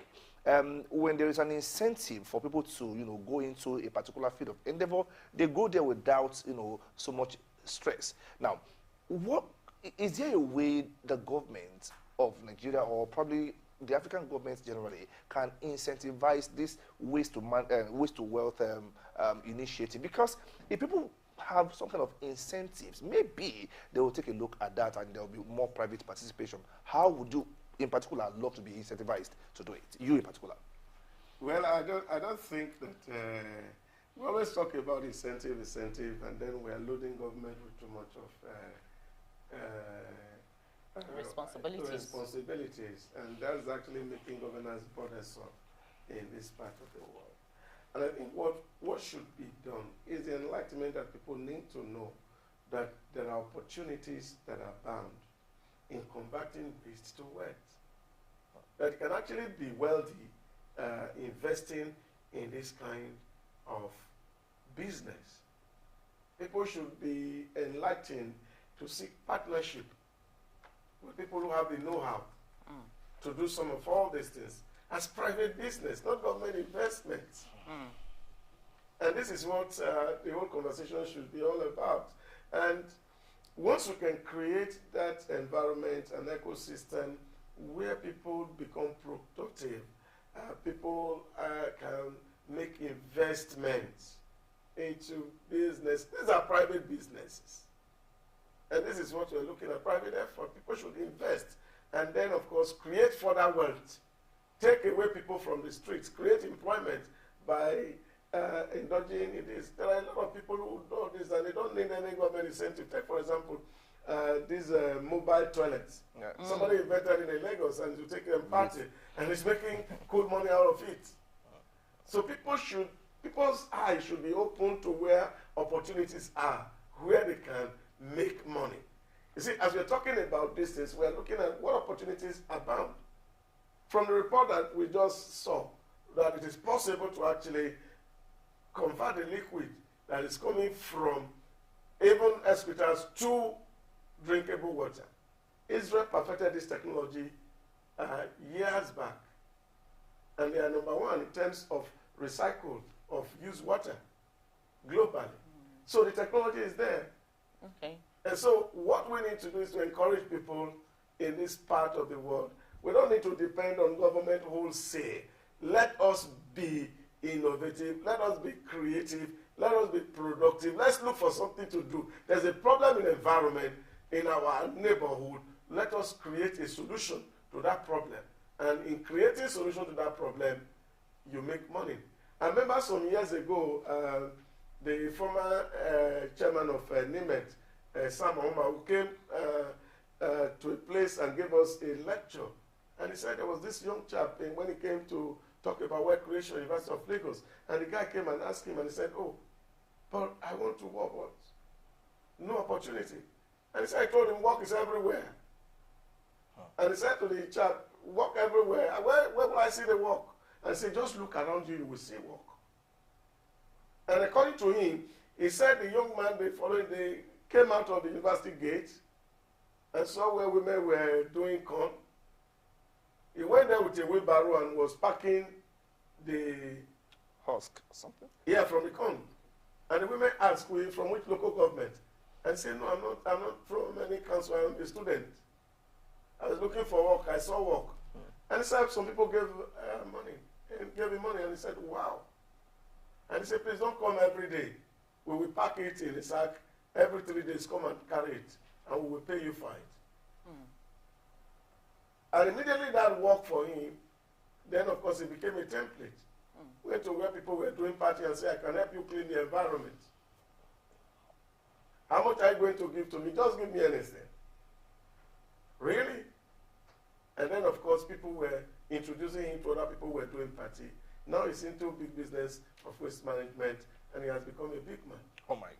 So people just need to know where opportunities are, how can I act on this opportunity and create wealth and good livelihood for themselves. I think that is what is important. I think that is the incentive we need. I think also it was time the private sector also intervened by training people on how, because there are some that are already successful in converting waste to wealth. I think it was time they also started, training people on how to do this. But to my question now we have so much going on in the informal waste sector. We see a lot of cart pushers, particularly in suburbs, You see them collect waste, you give them 100 naira, they push it. Where they dump it, you don't know, and becomes headache later on. How can this kind of sector, because it's of great concern, be incorporated into the formal, waste management sector? You see, I think Lagos made a policy some years back that actually outlawed this cart pushing. But it still exists. But like they said, necessity is always the mother of invention.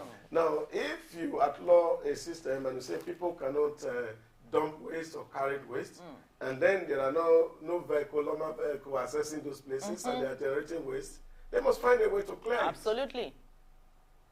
They must find a way to clear it. And I think it's a proper survey that Lagos needs to do. To look at what is the quantum of waste generated from each locality and see if the infrastructure that are there, they are enough. Because these things are not supposed to actually be taken for free. You have some neighborhoods in 3 days, 4 days, the Loma people don't come, and then of course everywhere is changing, and they want to find how to move these things out. So we create opportunity for those people. If those who are managing the waste are effective, and they are expanding their infrastructure to cover some of the suburbs we talk about, a lot of all this issue will be a thing of the past. And it's also very incumbent that these people that are cash pusher can also actually be moved into this mainstream of the formal sector of the waste management and give them employment to help actually clear the streets. Okay, on the very last note, I live in a community where we did a particular campaign some time ago. It was called Each One Pick One. If each of us can pick just a litter on the ground, then we'll have a clean community. So how do we ensure community participation, latching on to this example of each one pick one, to ensure that we have a proper attitude of waste management at the level of the community this time around? Well, I think that was a very great initiative, and I think many NGOs should also participate in that sector to help clean up our environment. God give us an environment and give us the responsibility to manage that environment. And I think because we are a very religious society, both the Quran and the Holy Bible have very clear instruction to their adherents to make their environment livable. And so the onus is on us to begin to pioneer this kind of initiative. All of us picking one and taking one. The society will be clean for all of us. We will have good health. And then, of course, we can also preserve our resource. And then our children and children coming after us will also have a saner environment to live in. Thank you so much, Idahosa, for staying tuned and for that incisive analysis with us. Now, we'll join the newsroom now to take what's trending on social media. Don't go anywhere.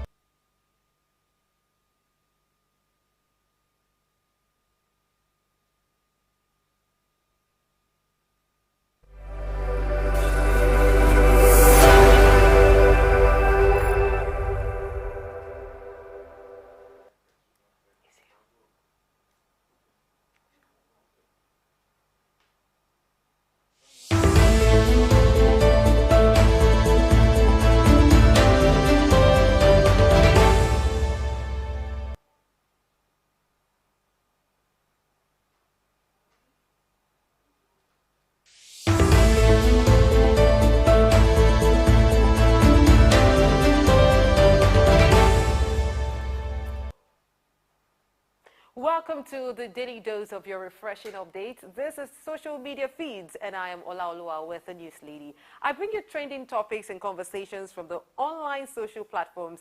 In case you're busy with real life and real work, just sit back and watch me keep you up to date. The trends for a while now, I mean the ones I'll be talking about today are Jam, Innocent, Obikubana, and Truth Social. And with no further ado, let's dive into Jam. You know, Jam has been trending lately owing to who is the true highest Jam scorer. A few days ago, a young Miss Ejikeme Joy Mesoma from Anambra State, Nigeria, trended for being the highest scorer for Jam 2023 with a whooping 362 score. She was congratulated by a lot of Nigerians and even got 3 million scholarship from Innocent Group. But I will be getting to this right after this break. It's still the early exchange. I'll be right back to give you all the major details on this. Stay tuned.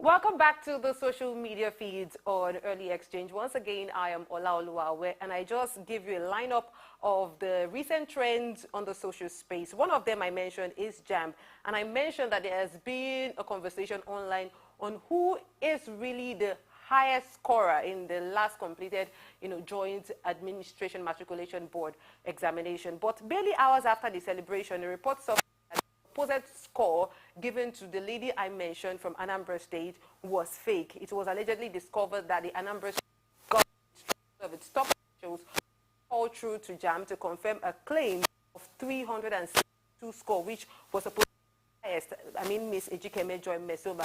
And according to report, JAMB said she scored 249 and not the 362 she claimed. First, she posted a video online saying she didn't fake her results and that the results she claimed was the one she saw on JAMB website. But now a JAMB representative has even come out to say that the result was actually fake. But the conversations are brewing online and Nigerians are reacting to this. One Stephania Ome said, "Shame on everyone that is bullying a child online. Ejikeme Mesoma is a child and should not be bullied. JAMB have not proven how she manipulated the result, which is something that requires a high-level technical skill." She does have a point there, to just, change a result, to change a JAMB result, must take some serious, hacking skill there. We definitely need to get to the bottom of this. Introvert also, lends his voice. He says, "Why are they saying she forged it? Everybody go read INEC. Wow. Are they better? They better do their fun and not accuse this girl of what she did not do." But it's not really interesting. Some people just feel something is the truth or not, just off of what somebody said or didn't say. I think a lot of investigation definitely needs to go into this. Now, there's also N'Golo Kante here saying that two things. This used to happen every time. Students check results and see a score, then go another day to find that the result has been changed, usually to a higher mark, or students pay hackers to increase their score. One of the two above. This is according to N'Golo Kante at Dr. Sam Ali on Twitter. And let's get to Tonya Angel here.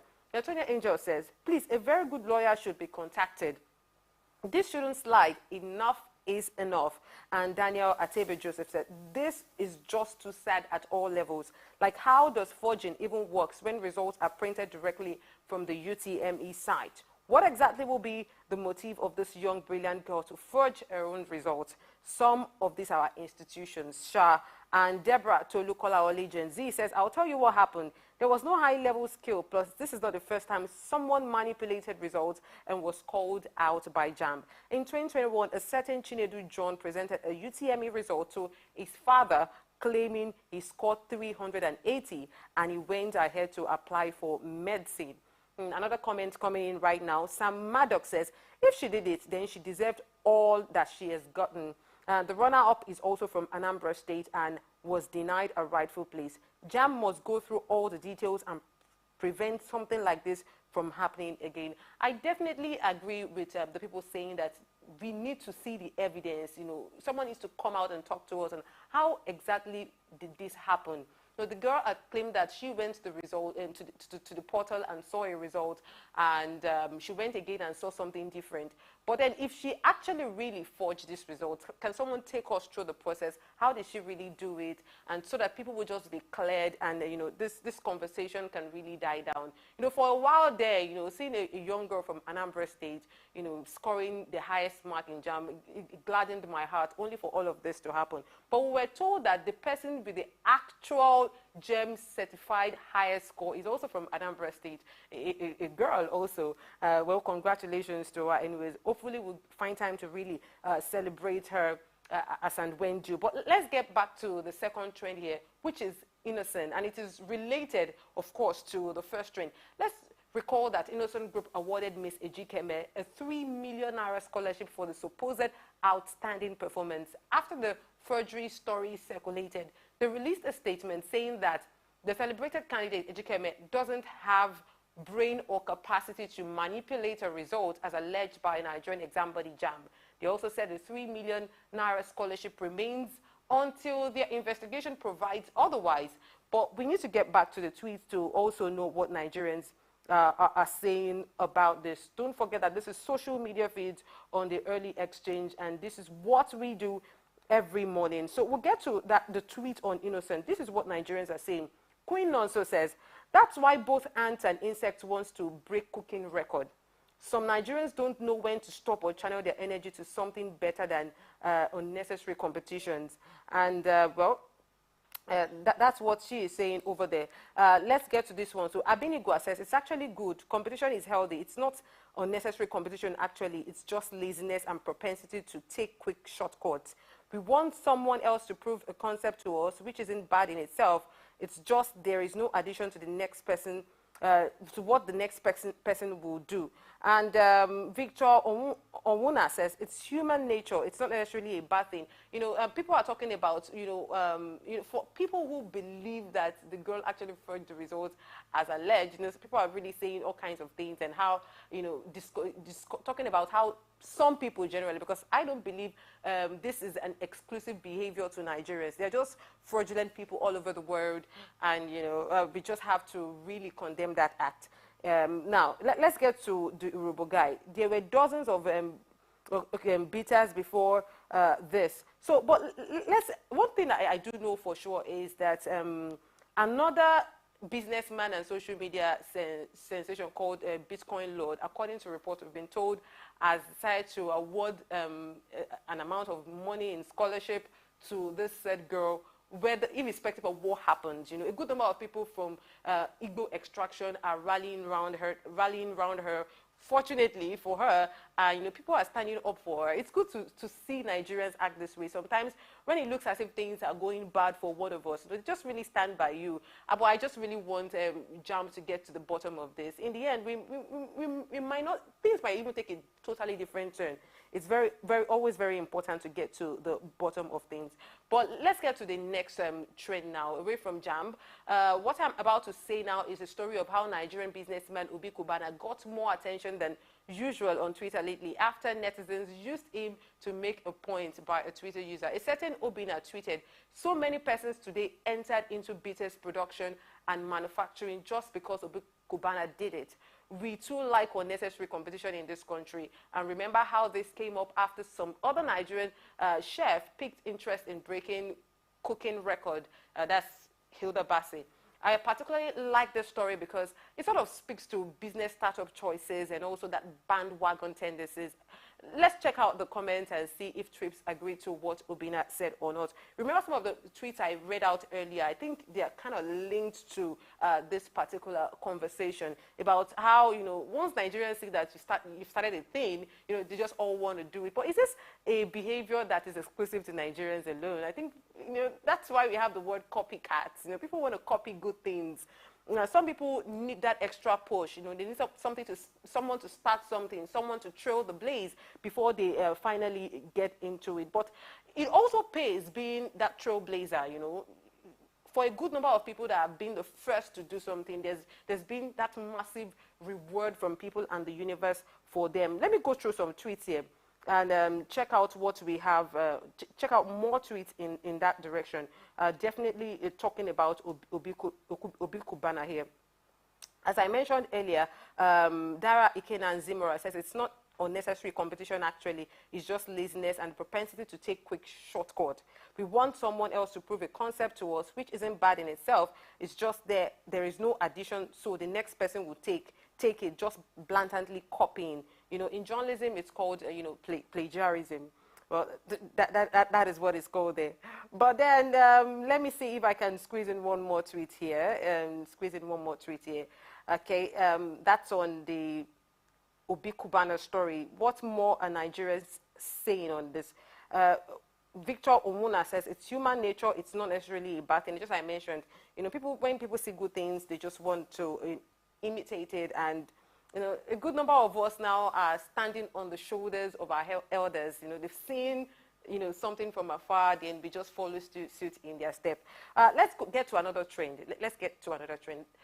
Stepping into the world of sport, Arsenal's Xhaka is trending at number 4 today on the social media feeds. The 30-year-old midfielder Granit Xhaka will finally complete his long-awaited move to Bayern Leverkusen this week after Arsenal agreed to a £21.5 million fee for the Swiss international. Let's not forget that it cost Arsenal £30 million when they signed him from Borussia in 2016. This new deal is expected to be completed once Declan Rice joins. So do you think this is a good or bad idea? Who do you think is a better midfielder? Let's find out. Let's get to some tweets here and quickly find out what Nigerians are saying. Usually, sport trends are usually very interesting ones here. So I'll just get straight to it. Bob Notcher says, Arsenal should keep Xhaka, extend the contract if necessary. Losing key players for small transfer fees makes no sense. Xhaka has unfinished business. Now, Henry says, Declan Rice deal is done. Arsenal are just planning to keep Granit Xhaka. And Onovo says, in my honest opinion, Xhaka is better than Rice. And let's talk about Onovo. He dropped another tweet on this. He says, Xhaka has been consistently good. He's not injury prone. He's got the quality and he scores often. Rice is just an English player who is overhyped. Wow. Why say that? Palinha is better than Rice. See, these conversations, these football conversations get almost toxic. When you see guys, you need to go to, to bars or, clubs or just hangouts where guys are arguing sports in Nigeria. Like, don't really watch it. They could just mess the whole thing up. But I just do love to see them talk about sport and money.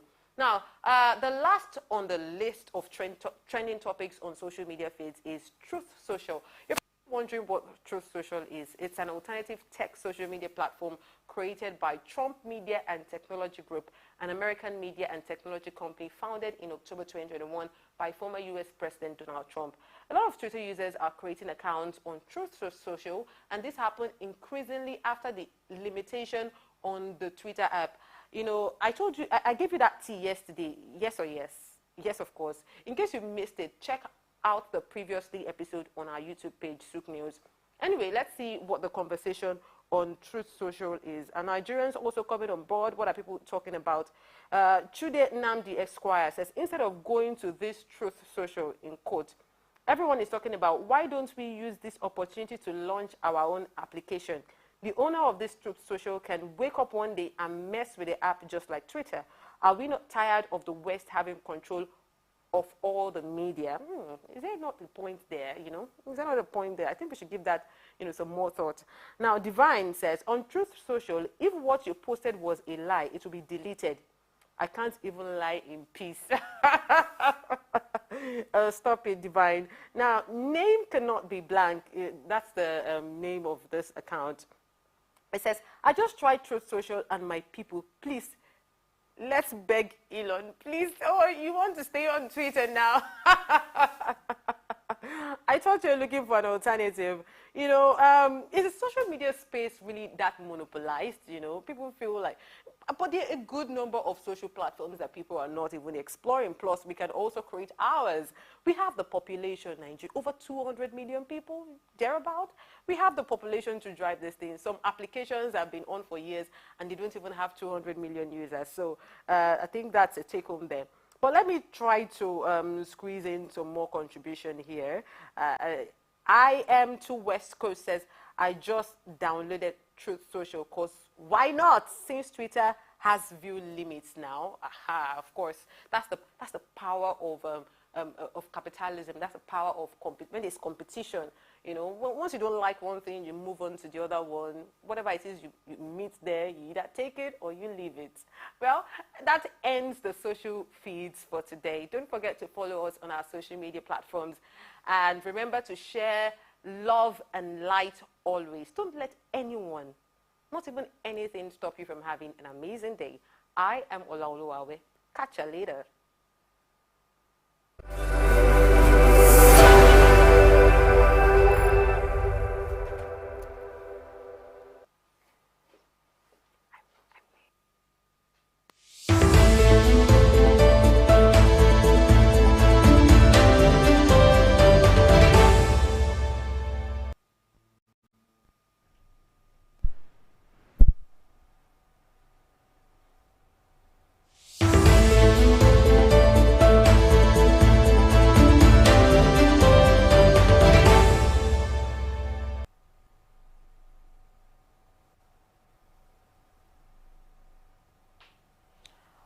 welcome back.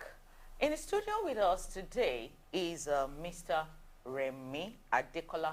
He's a management and customer relations consultant.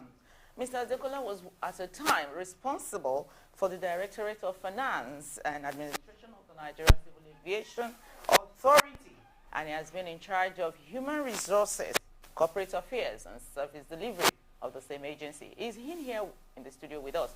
We want to x-ray the Nigerian aviation sector. The sector has done so much. It has attracted billions of dollars in tourism. Yes. Over $1.7 billion it has attracted in tourism. But it's still fraught with a lot of challenges, though it has brought a lot of goodness and goodwill to Nigeria, but is not without challenges. So we have Mr. Adekola in the studio with us to x-ray the sector with us. Welcome, Mr. Adekola. Yeah, welcome. You're welcome, sir. Good to have you around. Thank you very much. Yes. Okay, the sector, like you know in and out of the sector. We want to see, there have been so many challenges. Let's start from the issue of the effect of fuel subsidy removal on the industry. We want you to speak to that. Well, good morning, viewers. Thank you so much for inviting me to this platform. Your question is very apt at this moment because the subsidy removal has affected everything concerning cost of living, movement of persons, and what have you. But concerning aviation, you'll get to know that aviation fuel, Jet A1, has been deregulated with diesel and what have you. So actually, it's not a PMS, it's Jet A1. So aviation fuel has been deregulated. So this removal of subsidy does not really come into play at this present moment. The only thing that come into play is the passengers moving from one place to the other to go and carry their flights, maybe the cost of transportation and what have you.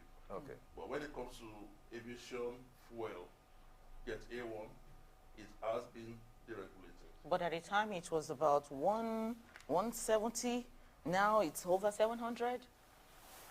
Well, that's not the actual cost. It's not up to that.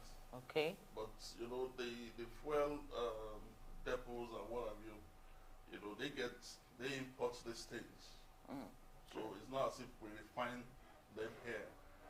If aviation fuel has been refined locally, of course the cost will come down.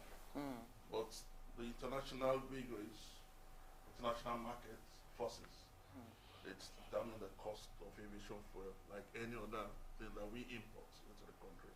So until our refineries start working and we start producing locally, then of course it will drive the cost and the price down.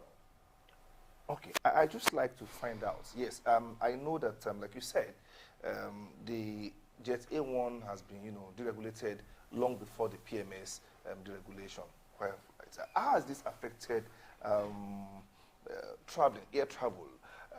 Did it lead to any notable or significant reduction in the number of passengers, boarding airlines? Maybe at the local level, for instance, because there was a time when a return ticket from Abuja was around, let's say 70,000 naira, but now it's well over 100,000 naira. Have people stopped flying, quote unquote? Well, I will just tell you that, we are coming out of COVID. Yes, please. From 2019, when we had a high level of flight operations and passenger traffic, and then we now got into 2020, 2021. I know it was a COVID era, so it drastically removed, a lot of passengers from flying. Okay. There was a lot of lockdown. The industry itself, actually Nigeria was one of the first to start coming up with operation as of 2021 when we started all over the world. Okay. Nigeria was one because the CAA then, the NCA then, took it upon itself to really sensitize the industry to ensure that operations started quite early than even most countries of the world. So we are coming out of COVID, so we are just getting the traffic back. Okay. So the issue of COVID really affected passenger traffic all over the world. So you cannot just, in fact, for now, people are still traveling. If you go to our airports and everything, you know, Nigerians, they like to travel a lot. So people are still traveling, but they need to have more choices. In terms of airlines? Yes, in terms of airlines going out of the country. They need to have more choices. Okay. That's the only thing I can say. They need to have more choices. Okay, what is stalling inflow of airlines into Nigeria? It's not as if the airlines are not coming to Nigeria, Okay. but I'm talking of the issue of national carrier came up at the time. You know, Nigerians, they like flying their own airline if it's possible.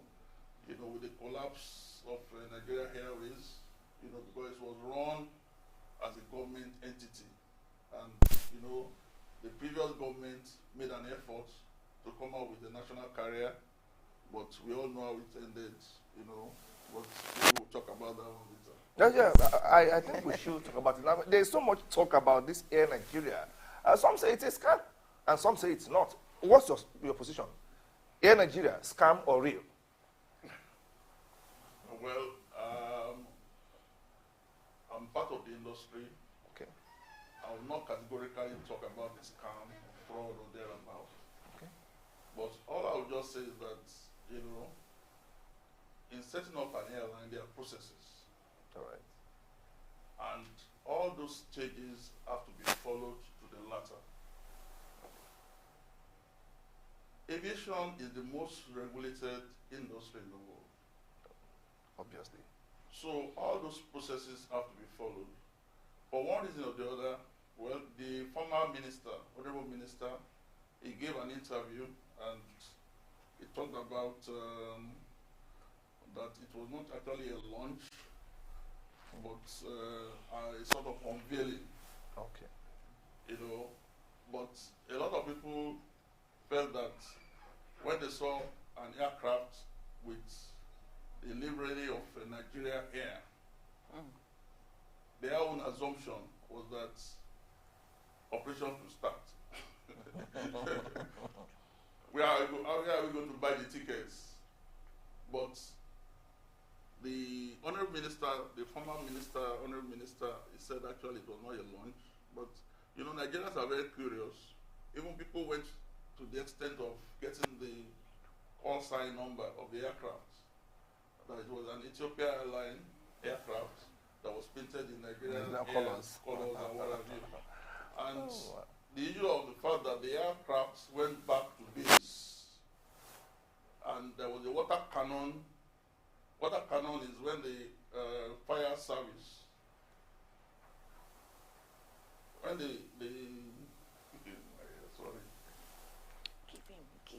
when the fire service people, they give a water cannon, that's when a new aircraft is coming to the country, or into any country actually, the fire service, they give a water cannon, salute, and what have you. And that was done for the aircraft. So a lot of people felt that, so where are we going to get tickets? Where are we going to start buying the offices? Where are we going to the offices to buy tickets and everything? But that was not supposed to come. But the honorable minister talked about the fact that, some of this, it was just a launch, and it was not actually just an unveiling of the livery of Nigeria Air, and not a launch of the airline itself. Okay. Recently we have the Naira floating, the removal of the unification of the FX market. What effect? Before I go back, I will take us back to the policies on the sector. But what has that been the effect? What has been the effect of the floating of the Naira on traveling and the sector generally? Well, the present government is talking about a convergence, the I and E window, that's for investors and exporters and what have you. But the airlines themselves, they have their own special window of their rates, that they give to them, which is quite different from the black market rate. So for now, it went from 462 to 551 per dollar, and now it's about 610 to $1. And let's face reality, it's because our currency is weak. If our currency was strong, then when you are buying your tickets, the cost, of course, will not be astronomical. But because the value of our dollar of our naira is weak, and the airlines, they get their money in dollars because they have to remit in dollars, not in naira. At the time naira was very strong in the 70s and 80s, you could, even higher than even the dollar. People even came to, teachers came from all over the world to Nigeria because the currency was very high. But so the cost of tickets has gone up because of the rate of the naira to the dollar. So, and there's nothing anybody can do about that until we start doing serious exports, and then we earn dollars, and then the dollar will now be available. So you can see that the CBN has been struggling to even allow the airlines to remit their earnings, because when you buy in naira, it's only the CBN that has the responsibility to be able to convert to dollar to allow them to repatriate to their home countries. Okay. But Nigeria at present has the highest rates of owing in terms of dollars to allow the airlines to remit. So some of the, like Emirates, have stopped coming to Nigeria. That's right. Because of that, although this unremitted fee. Yes, but Nigeria is still the market, whether you like it or not. Nigerians travel a lot. Nigeria is still the market. Most of the other airlines are still here. Qatar is taking all the customers of Emirates at present. Okay. And people are finding their way to the US and what have you through Qatar Airways. So the void that Emirates has left and everything, Qatar is filling up for now. Okay. Because Nigerians are still traveling, whether you like it or not. Okay, so let's talk about the rights of passengers. Yes, if you are a frequent traveler, you would have witnessed a lot of flight delays. Flight delays are enormous, really. You really or cancellation. Maybe cancellation is not as common as delay. If you are scheduled to fly by 2 p.m. and you do fly by 2 p.m., you do Thanksgiving if you're not careful. Yeah, because more often than not, something will happen somewhere and you're delayed. Some get delayed for 4 hours, 5 hours, or more. Now, what are the rights of passengers? Because, for instance, you may have a business meeting in Lagos by 10 a.m. and you're coming from Abuja, and then you thought you would leave Abuja by 7 a.m., by which time you should have been in Lagos in 45 minutes. Then you're not flying up until like 5 hours after your schedule. Who knows what would have happened to the meeting you were meant to come for? Do passengers have the right to lay claim for damages, for losses, done to them, for time wasted and business opportunities, gone into the window? Okay, to answer your question, I'll just look at the primary legislation for civil aviation is the Civil Aviation Act of 2002. Okay. Then there are regulations that come out of that, which is spearheaded by the Civil Aviation Authority. And then stakeholders, of course, are called.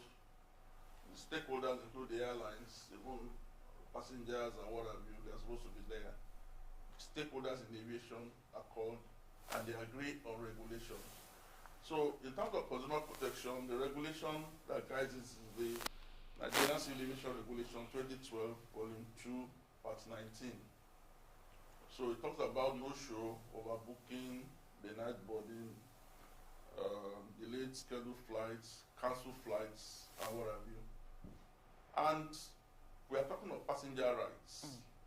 The passengers, they have the rights actually, because they are the customers. They are the number one there. Without the customers, without the passengers, there will be no aviation, like they always say. So they put in their money to fly from point A to point B, and the airline is obliged to take them from point A to point B. Yes.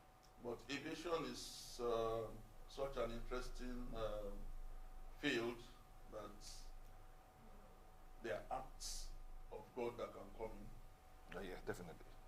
which is beyond even the airline itself. So in such instances, you have to compensate the passengers. There are, in the regulation, you know, if you delay for 1 hour or thereabouts, the carrier should provide refreshments, Really. telephone, calls, SMS, emails, right. and what have you. Have you been compensated before in that? Way? And funny, it was even outside of Nigeria. And then if you are delayed for 2 hours and beyond, the carrier should reimburse the passenger the full value of the ticket. Then delay from 10 p.m. to 4 a.m., carrier should provide hotel accommodation, refreshment, meal, 2 free calls, SMS, transportation from airport, and what have you. All those things are in the regulation. But reality is a different ball game. The Nigerian Civil Aviation Authority has a Consumer Protection Directorate. Okay. And in all the airports, they have consumer protection officers. Now, the carrier, that's the airline, and the passenger, they have a contract of carriage.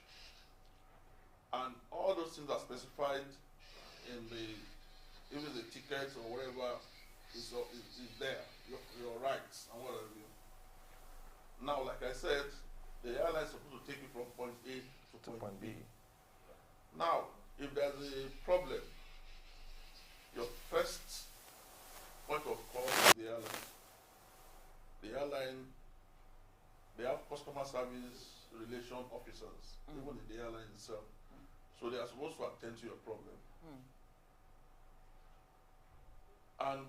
But if, for one reason or the other, they cannot attend to those problems, you escalate it to the Nigerian Civil Aviation Authority, which has administrative procedures to resolve the conflicts between the passenger and the airline. But we expect that on a normal basis, the passengers and the airline should be able to resolve their issues between themselves and get everything resolved. Okay.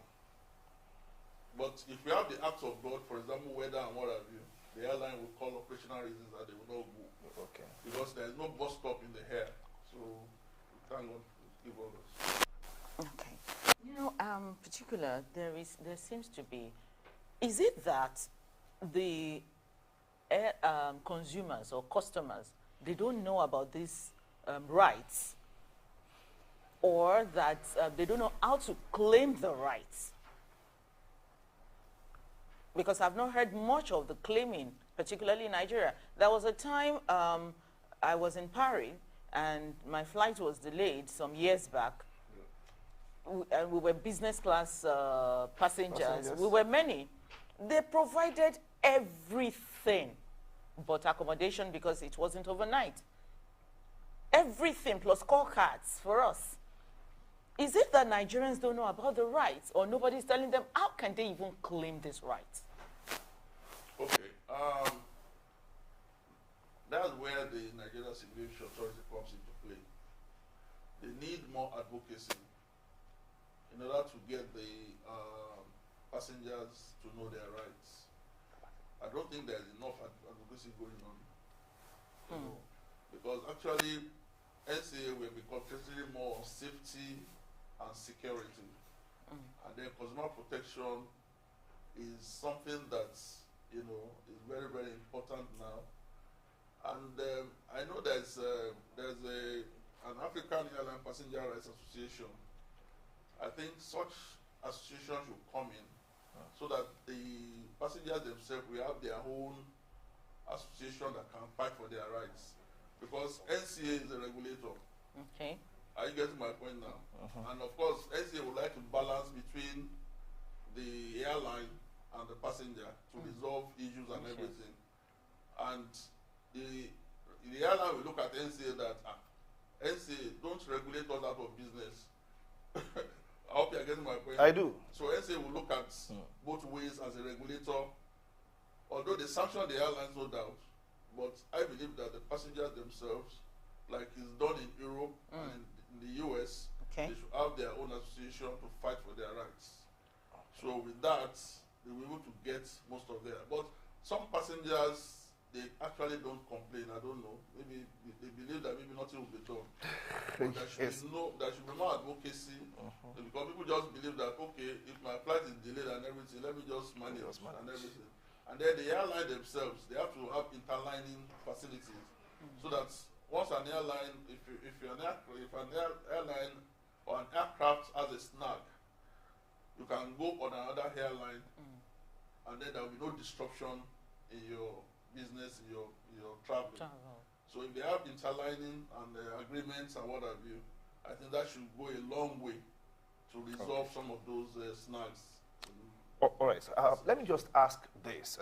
It's a biting question anyway. I must for one. Is there any kind of contention between local airlines and their foreign counterparts? They are meant to be partners in progress, even though they operate on different areas. But you know, we've seen some kind of friction in the past. We release money for foreign airlines. Local airlines are kind of crying and so on and so forth. How cordial is the relationship between local airlines and their foreign counterparts? Particularly when government announces a policy, a policy or something, another airline, the local operators seem to fidget. Well, well, I would just say that it's a matter of cat and mouse between the foreign and the local airlines. Why is that? I like that candor. Yes, I like because that candor. the domestic airlines, they feel that the government is giving the foreign airlines too much of room, frequencies into different airports in Nigeria, which affects their own operation. Okay. That, okay, for example, British Airways, Lagos, Abuja, and what have you, and some other airline, Lufthansa, maybe they go to Port Harcourt or what have you, and Lagos and Abuja, and then Ethiopia Airlines goes to Kano, goes to Kaduna, goes to Enugu, goes to Lagos, Abuja. So they believe that you have freedoms of the air, in aviation law, freedoms of the air. Okay. So they believe that the government is encouraging these foreign airlines to do local operation. Okay, I get the friction now.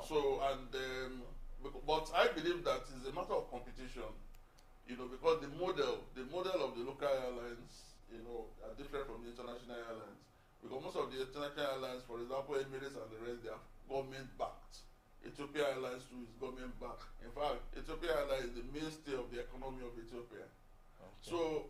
So they have serious backing. So it's very difficult for local airlines to compete with some of these mega carriers, because the cost of even buying planes, planes and what have you, is on the high side and everything. But like I said, it's a matter of collaboration. So they could collaborate with an international airline once they know, the international airline knows that the operation is standardized. Okay. That they will not mess up their passengers. They can interline with them and say, okay, for example, I've just given an example. All right. Okay, British Airways, I'm bringing people to Lagos.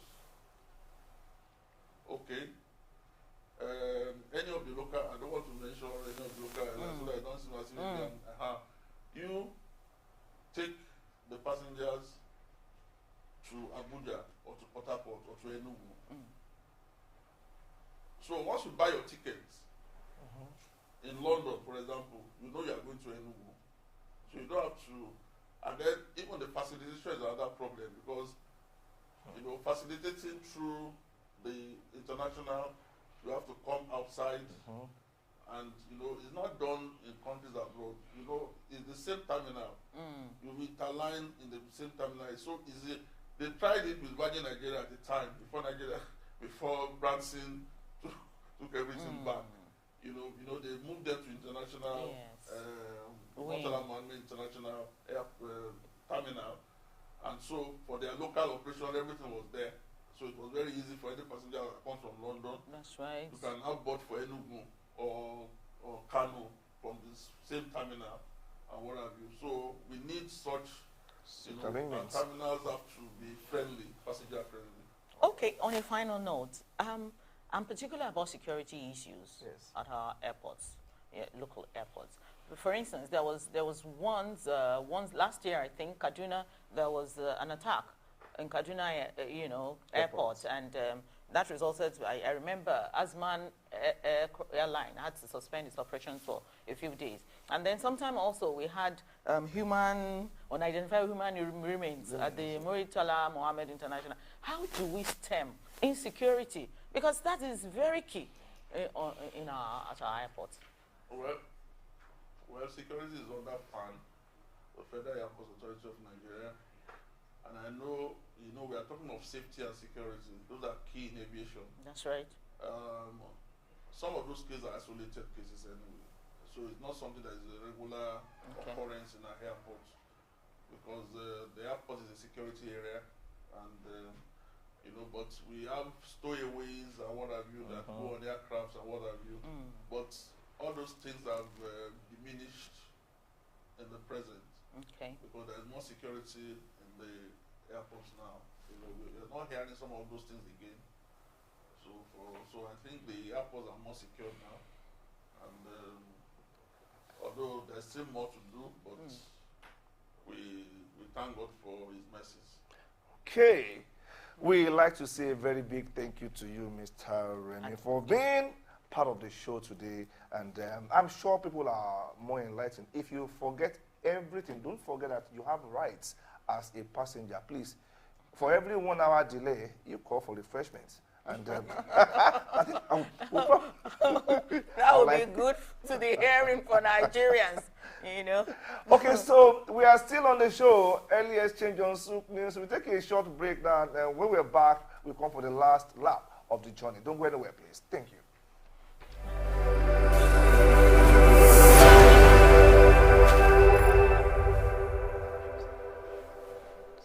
We are Yoruba, and I was saying to somebody yesterday, I was listening, I sat down with my wife here, and I was listening to Ayinla Omowura. Okay.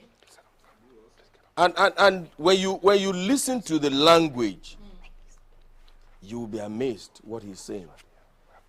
And when I took my daughter to the U.S. in 2004, my first daughter, and she would kneel down, she was 18, and she would kneel down for my friends, and some of them are Nigerians, some of them are Americans, and they would say to her, no, you're in America, you don't kneel down here. And I said, no, she's not an American.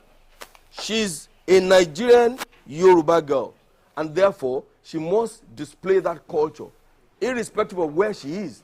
And that's what marks us differently from other parts of the world. Look, when I started business, and I had a partner who was a gent in England.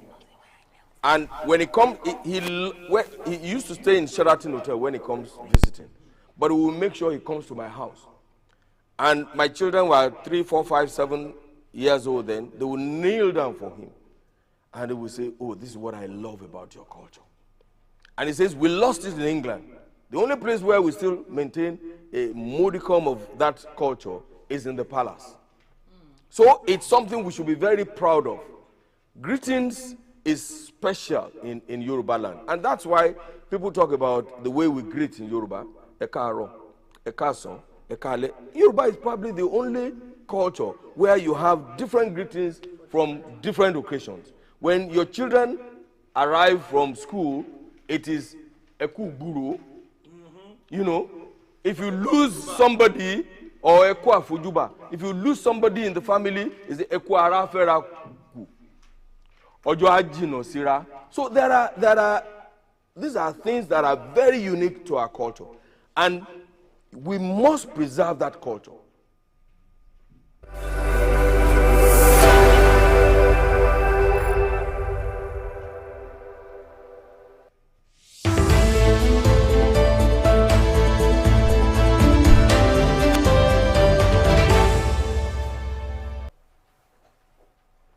Welcome back. You're still watching Early Exchange on Souk News. Now, let me give you a background to that particular video because those of you who were not there will really not understand why we brought it. Okay, so on Saturday, my colleague and I went for an interview. And yes, we were doing the B-roll part of it. Okay, so she was, she's a Yoruba girl, a proper Yoruba girl, and she kind of, almost knelt down for the man that we were there to interview. And I was like, did you just do that on a global television because we are playing global here? And she was like, it was like, no. Being global does not necessarily mean we should forget our culture. And that was what he said there was clearly off script. But we felt, yeah, we should talk about it. Are we meant to sacrifice our culture on the altar of globalization? Are we meant to, do away with what has been our own identity simply because we are trying to play global? And so today we are talking about, promotion of African culture and how it can attract FDI if it is done right. Okay, we have in the studios with us Juvie Ofiene, who is also one of our in-house analysts. Juvie, you're welcome aboard. Thank you very much. It's always a pleasure being here. Thank you too.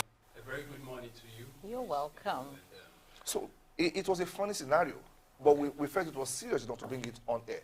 Okay, now what do you say to the situation whereby Africans want to hide, suppress their culture, basically because they're trying to conform to a particular standard, which is called global? What's your take? I think that I think in a study of a bit of sociology, we call that acculturation, where you take what belongs to another culture, you submit what belongs to you. It's like you take what's yours, you carry it on your hand, then you carry someone else's stuff on your head. I think there's a Yoruba stuff for that, and so I think that has affected us, but we were doing good, but we need to re-emphasize it again in our society. African culture, we are very rich in culture. Yeah, quite true. How do you think we can leverage on the richness of our culture to attract FDI? It's taking our own story, telling our stories the way they are supposed to be, and repeating it long enough for others to see how important it is to us. And there is no limit to how much we could make from that in terms of investment, foreign direct investment, right? And other stuff. We will sell our attire, we will sell our historical places. People will come down here just to see it. There is nothing happening in the Western world, but we want to go down to France and snap with the Eiffel Tower.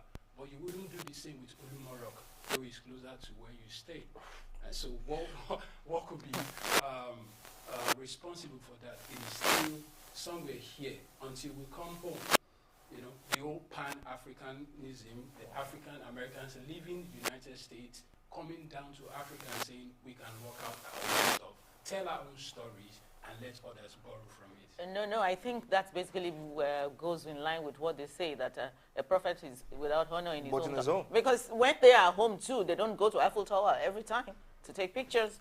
So we've had enough of Olumo rocks, perhaps. Well, I think it's a matter of choice anyway, because I know people who still go to Olumo Rock every public holiday. Okay. Maybe out of no other place to go, maybe, but they still go. Okay, and now let's speak economics this time around now. Now,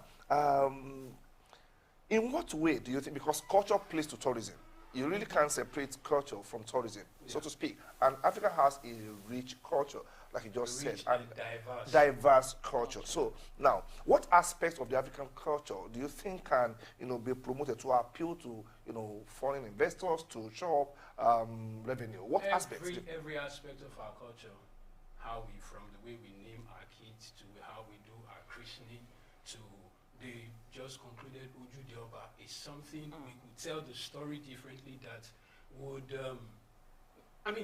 Americans, Europeans, they love to see something unique.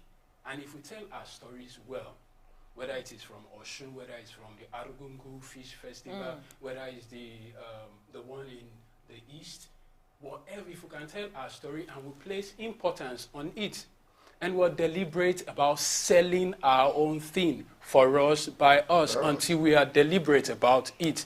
And like you said, you stay in Ogun State, but Olumo doesn't hold so much significance to you. But maybe someone from the north, I had a friend who came down to Lagos recently and was at Olumo like, what?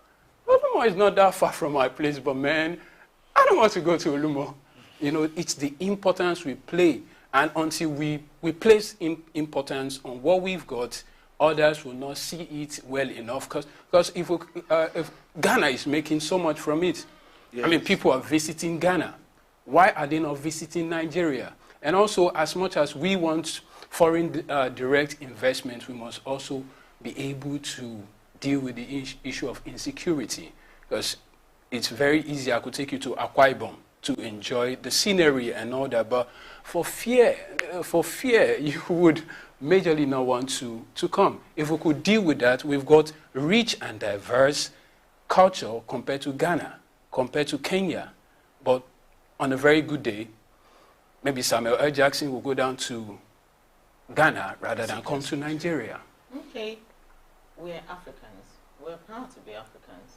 But how do you think we can actually protect and promote our cultural assets such that it can bring FDIs? We need money. Yes. We need the dollars and the euros. We're still saying the same thing. We see a great deal of the children that grow these days, they see African stuff as being fetish.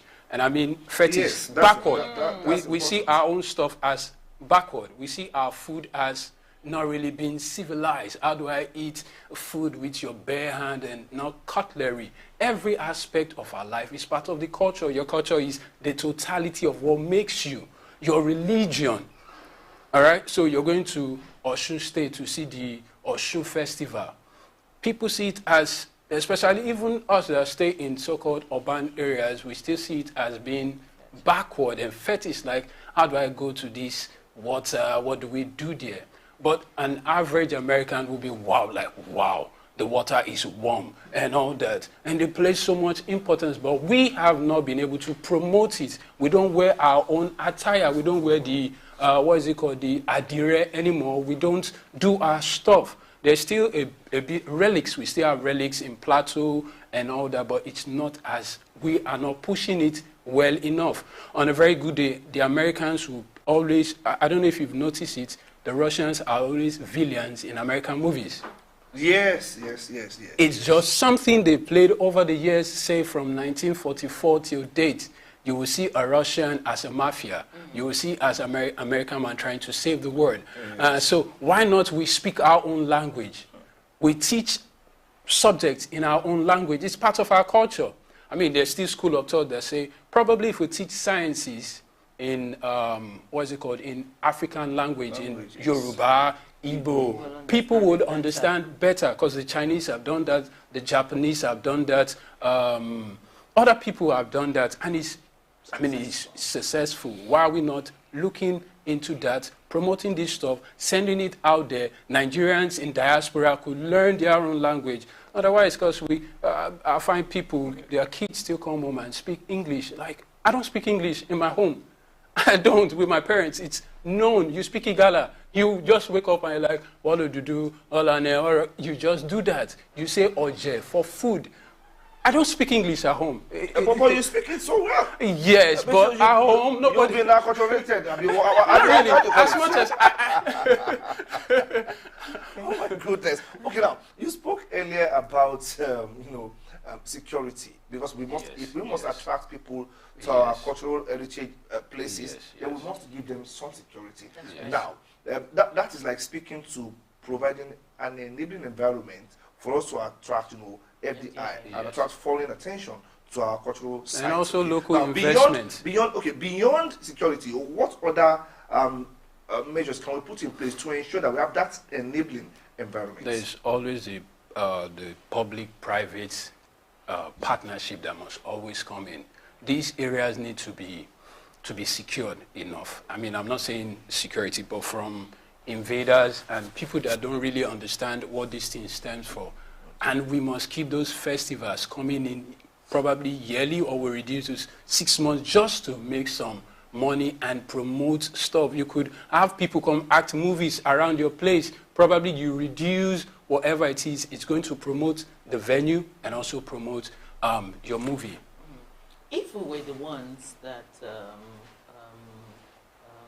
took over the Europeans, colonized the, let's say, Americans, for instance, if we were the ones that colonized them, would they be wearing Iran Buba and Agbada and all that now? So my question is, how can Africans be intentional about promoting their arts, the culture, the music? How can we? Because right now, okay, I'm wearing a jacket. This is not an African jacket. We're all everything about us is borrowed. This is intentional colonization. The way I see it. So how can we be intentional so that they can want to go to work wearing a direct? It's they can. I enjoy jazz music a lot. Yeah, the African jazz, the Senegalese, they play a whole lot of the Egyptians, they play their own kind of jazz. Even speaking of our culture, it also has to do with our health, the kind of food, and the clothing we wear is very appropriate for our custom, all right? But we take some things and we borrow just about everything. And like you said, how can we start? Fela Anikulapo Kuti did something good, Maria Makeba, Yusundu, these guys have sang songs in their own dialect, wearing their own clothing, eating their own food. Yvonne Chaka Chaka, Nkomboti. I mean, it reminds you of Brenda Fassie, beautiful things about Africa, Soweto, and all that. That's right. But if we don't get back to it, we are gradually losing it. All right? I don't know how many, if you've noticed, do your kids take interest in learning Nigerian language in school? They rather would want to do better in mathematics and speak the Queen's English. I think we are guilty, actually, because we set an agenda for our children. And also yeah, we are guilty. My kids, well, I'm not proud to say this, actually. Yeah, they understand your bad language, but they find it difficult speaking it. Basically, because we believed, maybe wrongly now, that at that foundational age in their lives, let's expose them to the lingua franca. Because we know that Yoruba they borrowed language, something they handed over to us, then we took our own. But you can't really blame us, because that is the lingua franca. Yoruba is not the lingua franca. We do apologies, okay? Now let's leave that. Enough of enough of blame. But we could start all over again. Okay. That's what I'm saying. And in doing this, when it becomes very important to us, it's going to affect all we do. We will export not just physical things, we export our language. I had some Chinese guys come down to ABU Zaria to come learn Hausa. Okay. Yes. Chinese? Yes. I had them on campus and it was strange. I think some homes are already getting back. Do you understand? They came here to learn it. So do you understand, in nearest future when they are dealing with us, they could speak our language, they understand. We can't even sell them again. So what are we going to sell to these guys? We sell our originality. And so we must deliberately get back to it. It's until that time we will sell not just clothing, how we think, how important or how much importance we place on these things. Do you understand? Okay, now I know that Nigerian music is doing well. Now let me say Africans are doing well. Now we are exporting African music. Burna Boy is everywhere. Davido is everywhere. Tiwa Savage sang at the coronation of the King Charles. Who would have thought that would happen some 70 years backward? Okay, but now beyond music, let's look at our movies. Movies are actually they are like one other means of propagating the African culture. But what we see in movies today is that we are latching on to action movies, which are not bad in themselves. No. Only that the stories we tell are not African stories. I can mention 1, 2, 3 movies that came out this year that tried basically the whole story that is about vandalism, is about hooliganism, is about crime.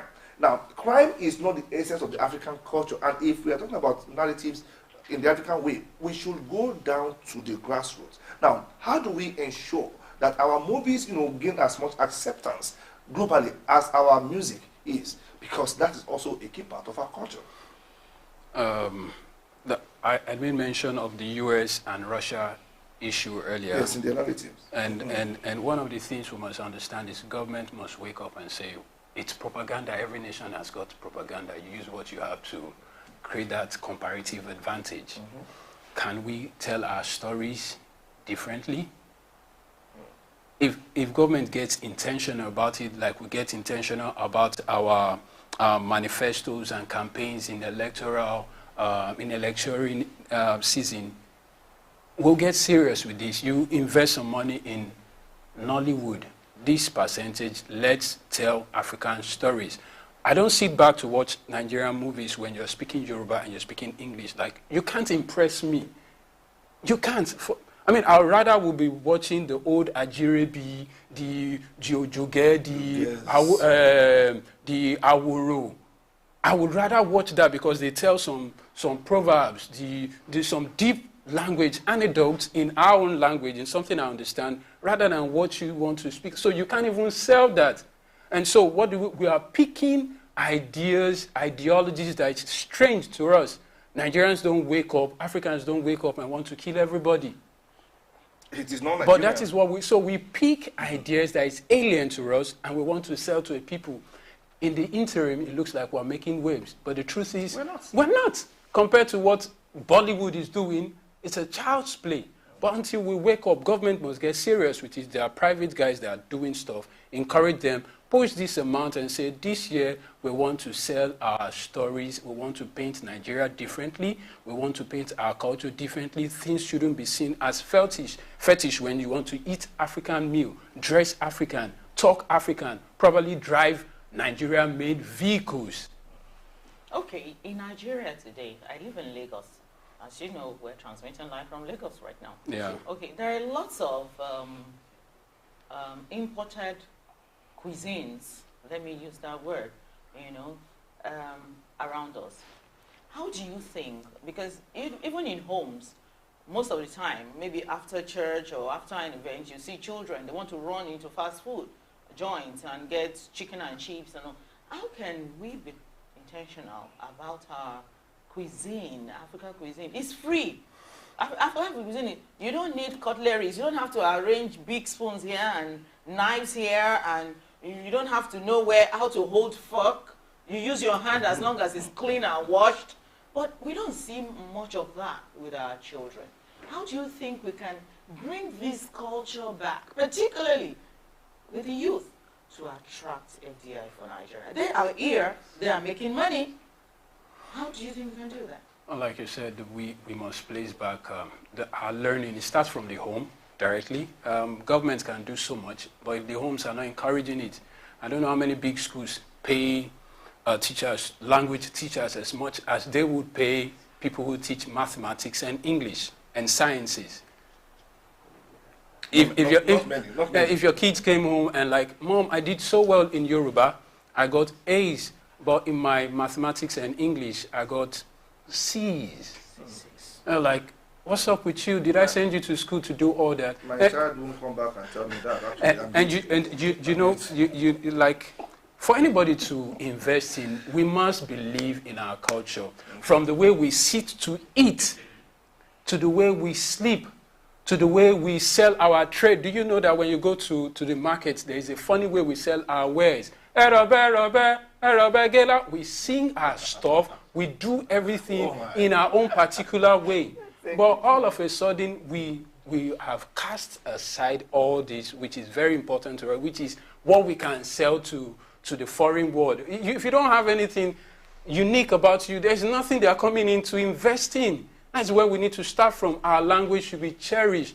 People should speak Yoruba and feel like, man, did you know I'm Yoruba? I'm from Egba, I'm from Igbomina, I'm this with the right tone to read. That's how they call it. Okay. Now, this is a holy grail, actually. Is religion a culprit? And I'll tell you why. If a Christian parent takes a walk to Osun Shrine with his child, and the child who wants to take maybe a picture with one of the statues there, more likely you will hear, no, that's an idol, don't go there. But then the Catholic Church has statues of Jesus Christ, of Holy Mary. Yeah. And if you go there to take a photograph, nobody says that's an idol.